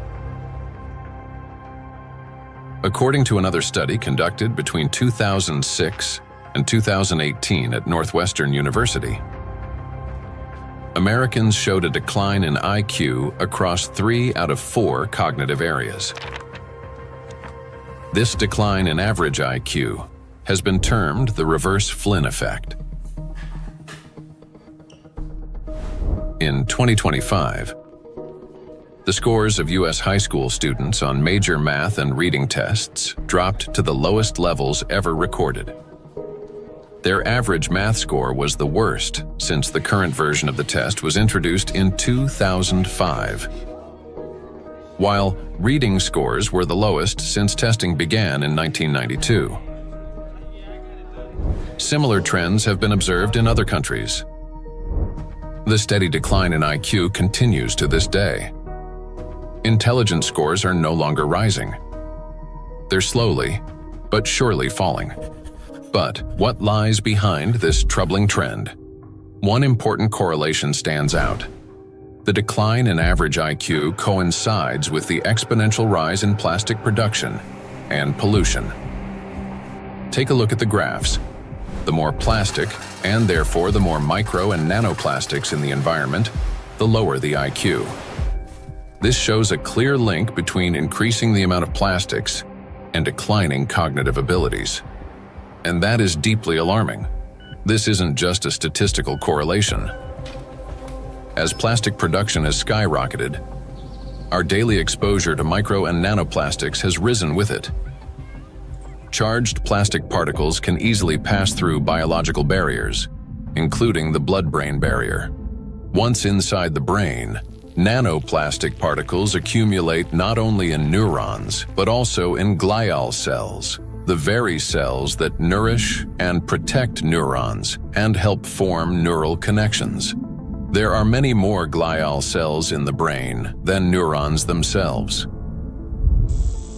Electrostatically charged nanoplastic disrupts the function of glial cells, triggering inflammation and chronic stress, setting off a continuous cycle of destruction inside the brain itself.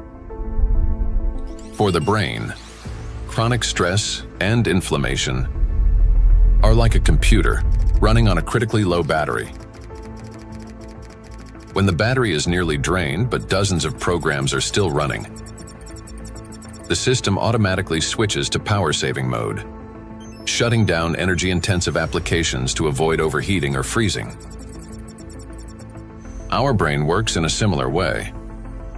When stress and inflammation reach a critical point, the brain, like a computer, will eventually shut down its most energy-demanding regions to survive and conserve energy. The first to go offline is the prefrontal cortex, the youngest and most complex part of the brain. It's considered the control center, responsible for such essential functions as intelligence, behavioral regulation, and the ability to think logically, consistently, and rationally by comparing facts and drawing conclusions. The most dangerous part is that the shutdown of the prefrontal cortex happens silently, without our awareness, and we won't even realize it. The brain will switch to its basic survival programs. The ancient rapid response system, the limbic system, takes over. Its key structures, the amygdala and hypothalamus, trigger the fight, flight, or freeze reaction, fast, impulsive, and without time for reflection. These systems will still stay active for a while because the brain identifies them as critical for survival. As a result, rational decision-making gives way to panic. Creativity and intelligence are replaced by degradation and dullness. Empathy fades, replaced by indifference or aggression. Electrostatically charged plastic particles that enter the brain interact with neuronal membranes, activating microglia, and continuously fueling oxidative stress and chronic inflammation.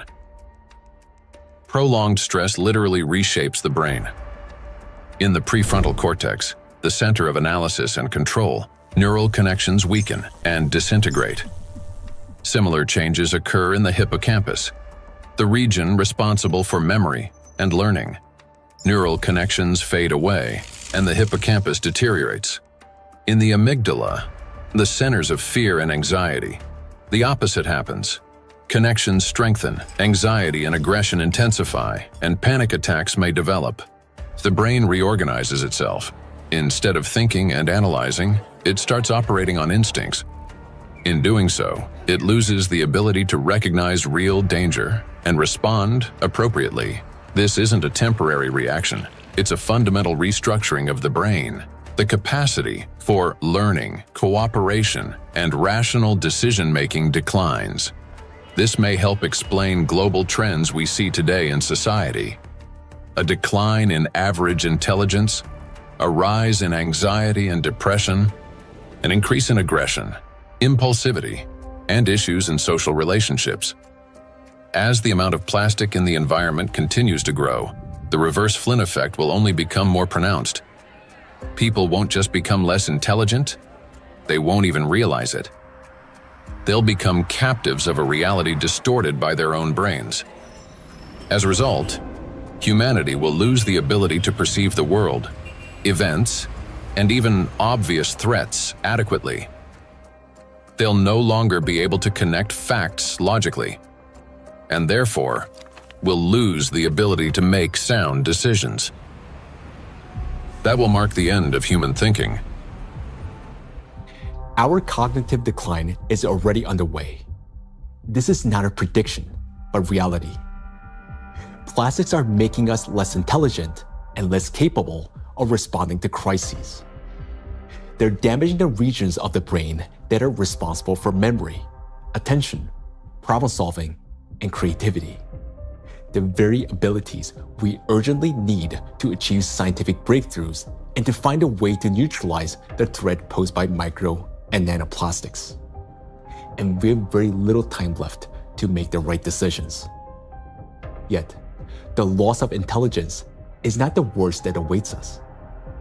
Prolonged exposure to micro nanoplastics and their accumulation in the brain that leads to gradual failure of even our most basic survival functions.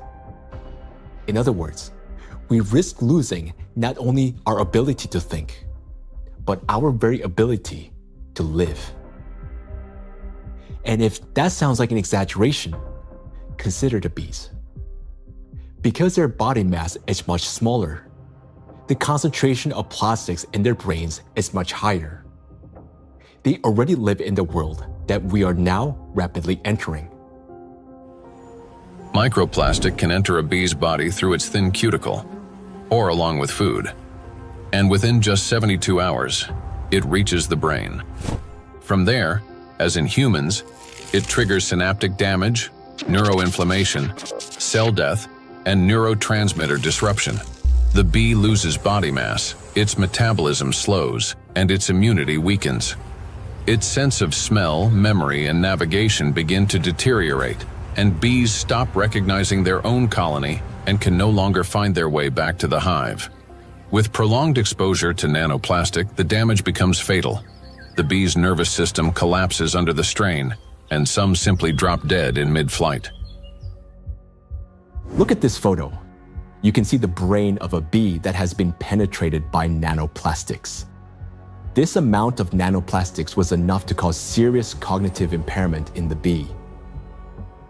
What is a critical point beyond which, like the bee, we stop recognizing the world around us and die on our way home? If nothing changes, this is a future that awaits us. It's also important to acknowledge that there is no safe level of these chemicals in the body.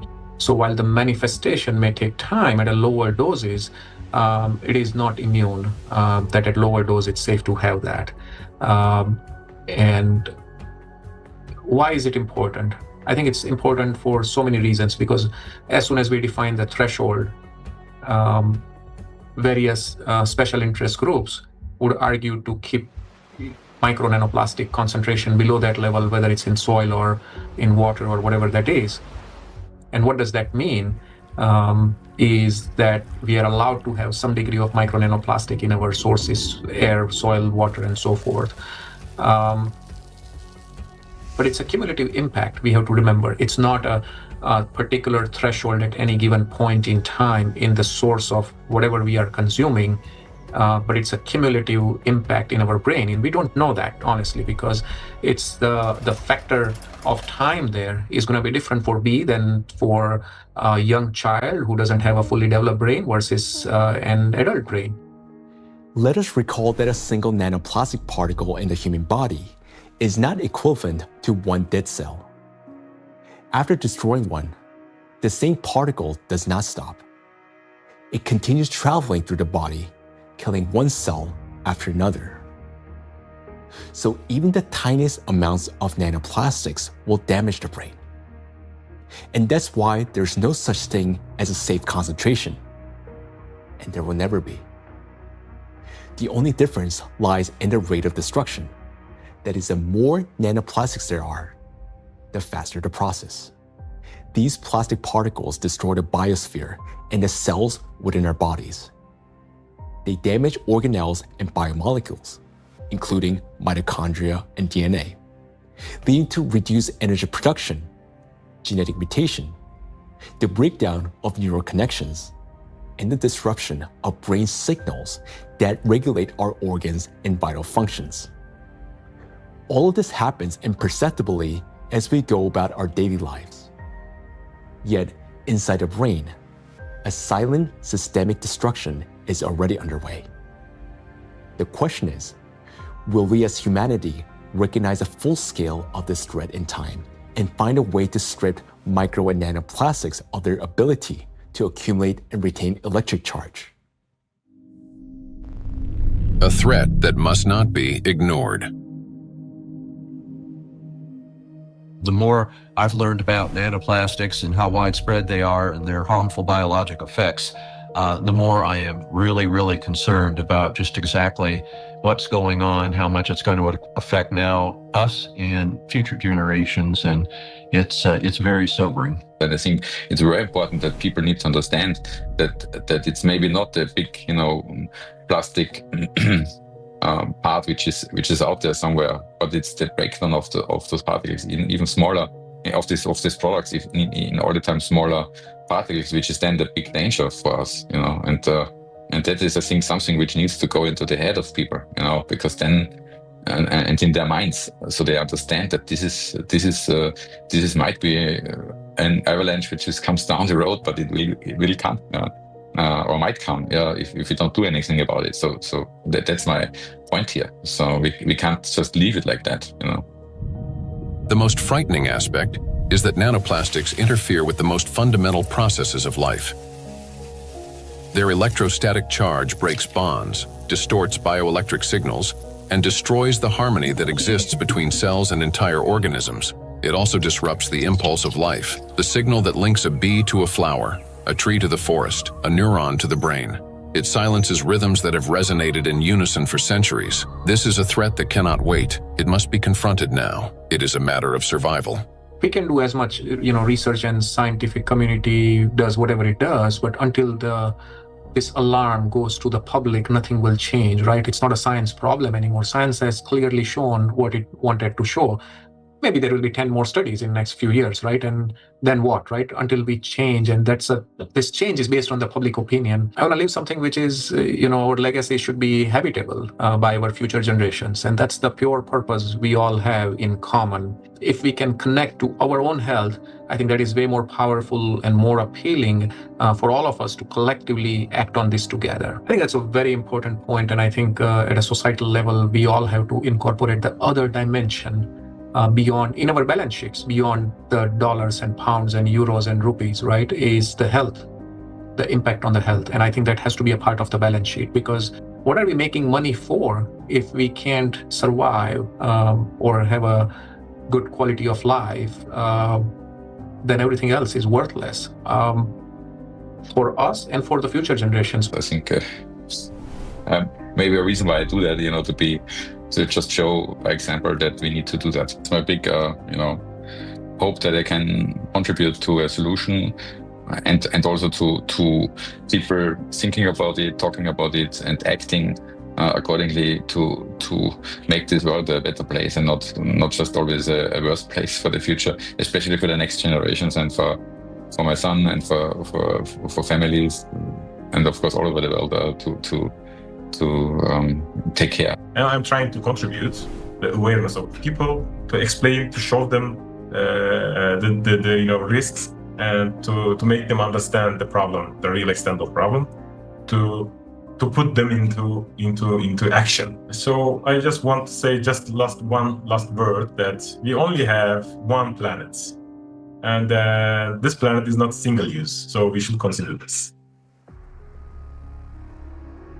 For too long, we have lived under the comforting illusion that there's still time, that humanity will always have chance to recognize, understand, and respond.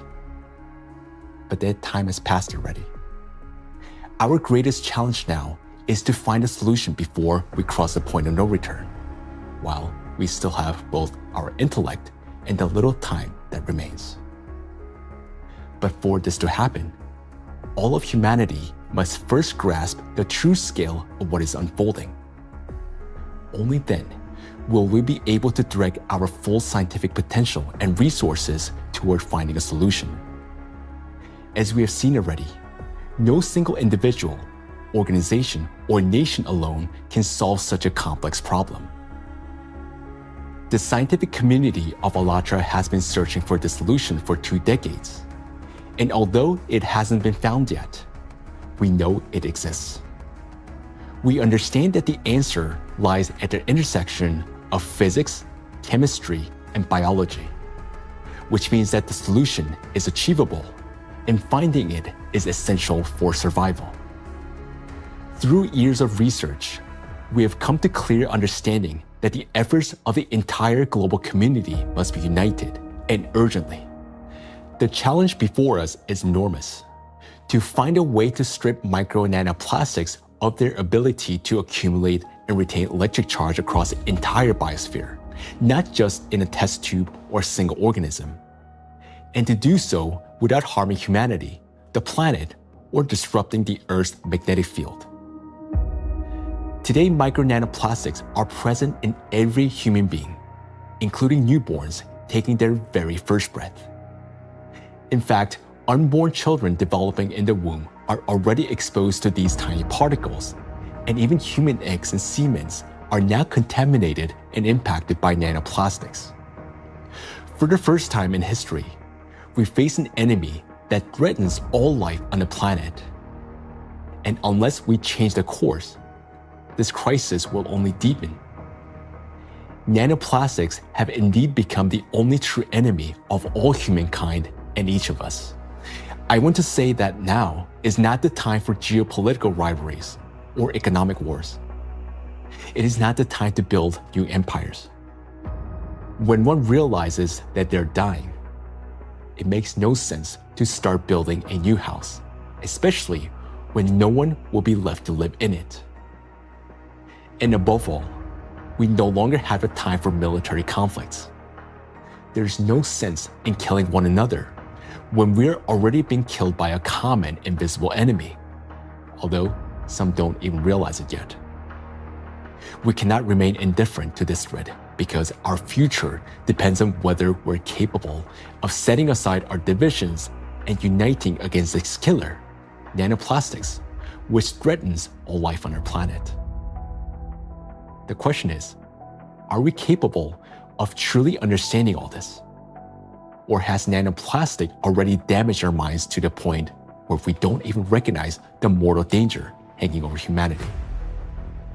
If we can still see the reality for what it is, then we're obligated to act, to find a solution while we still can. We cannot shift this responsibility to the next generation, because if we fail to find a solution now, there will not be any true generation. And knowing this, giving up would mean betraying ourselves, our families, our children, and all of humanity, condemning all life on this planet to slow and inevitable death. Each of us, if still capable of understanding this threat, can contribute something meaningful to this effort.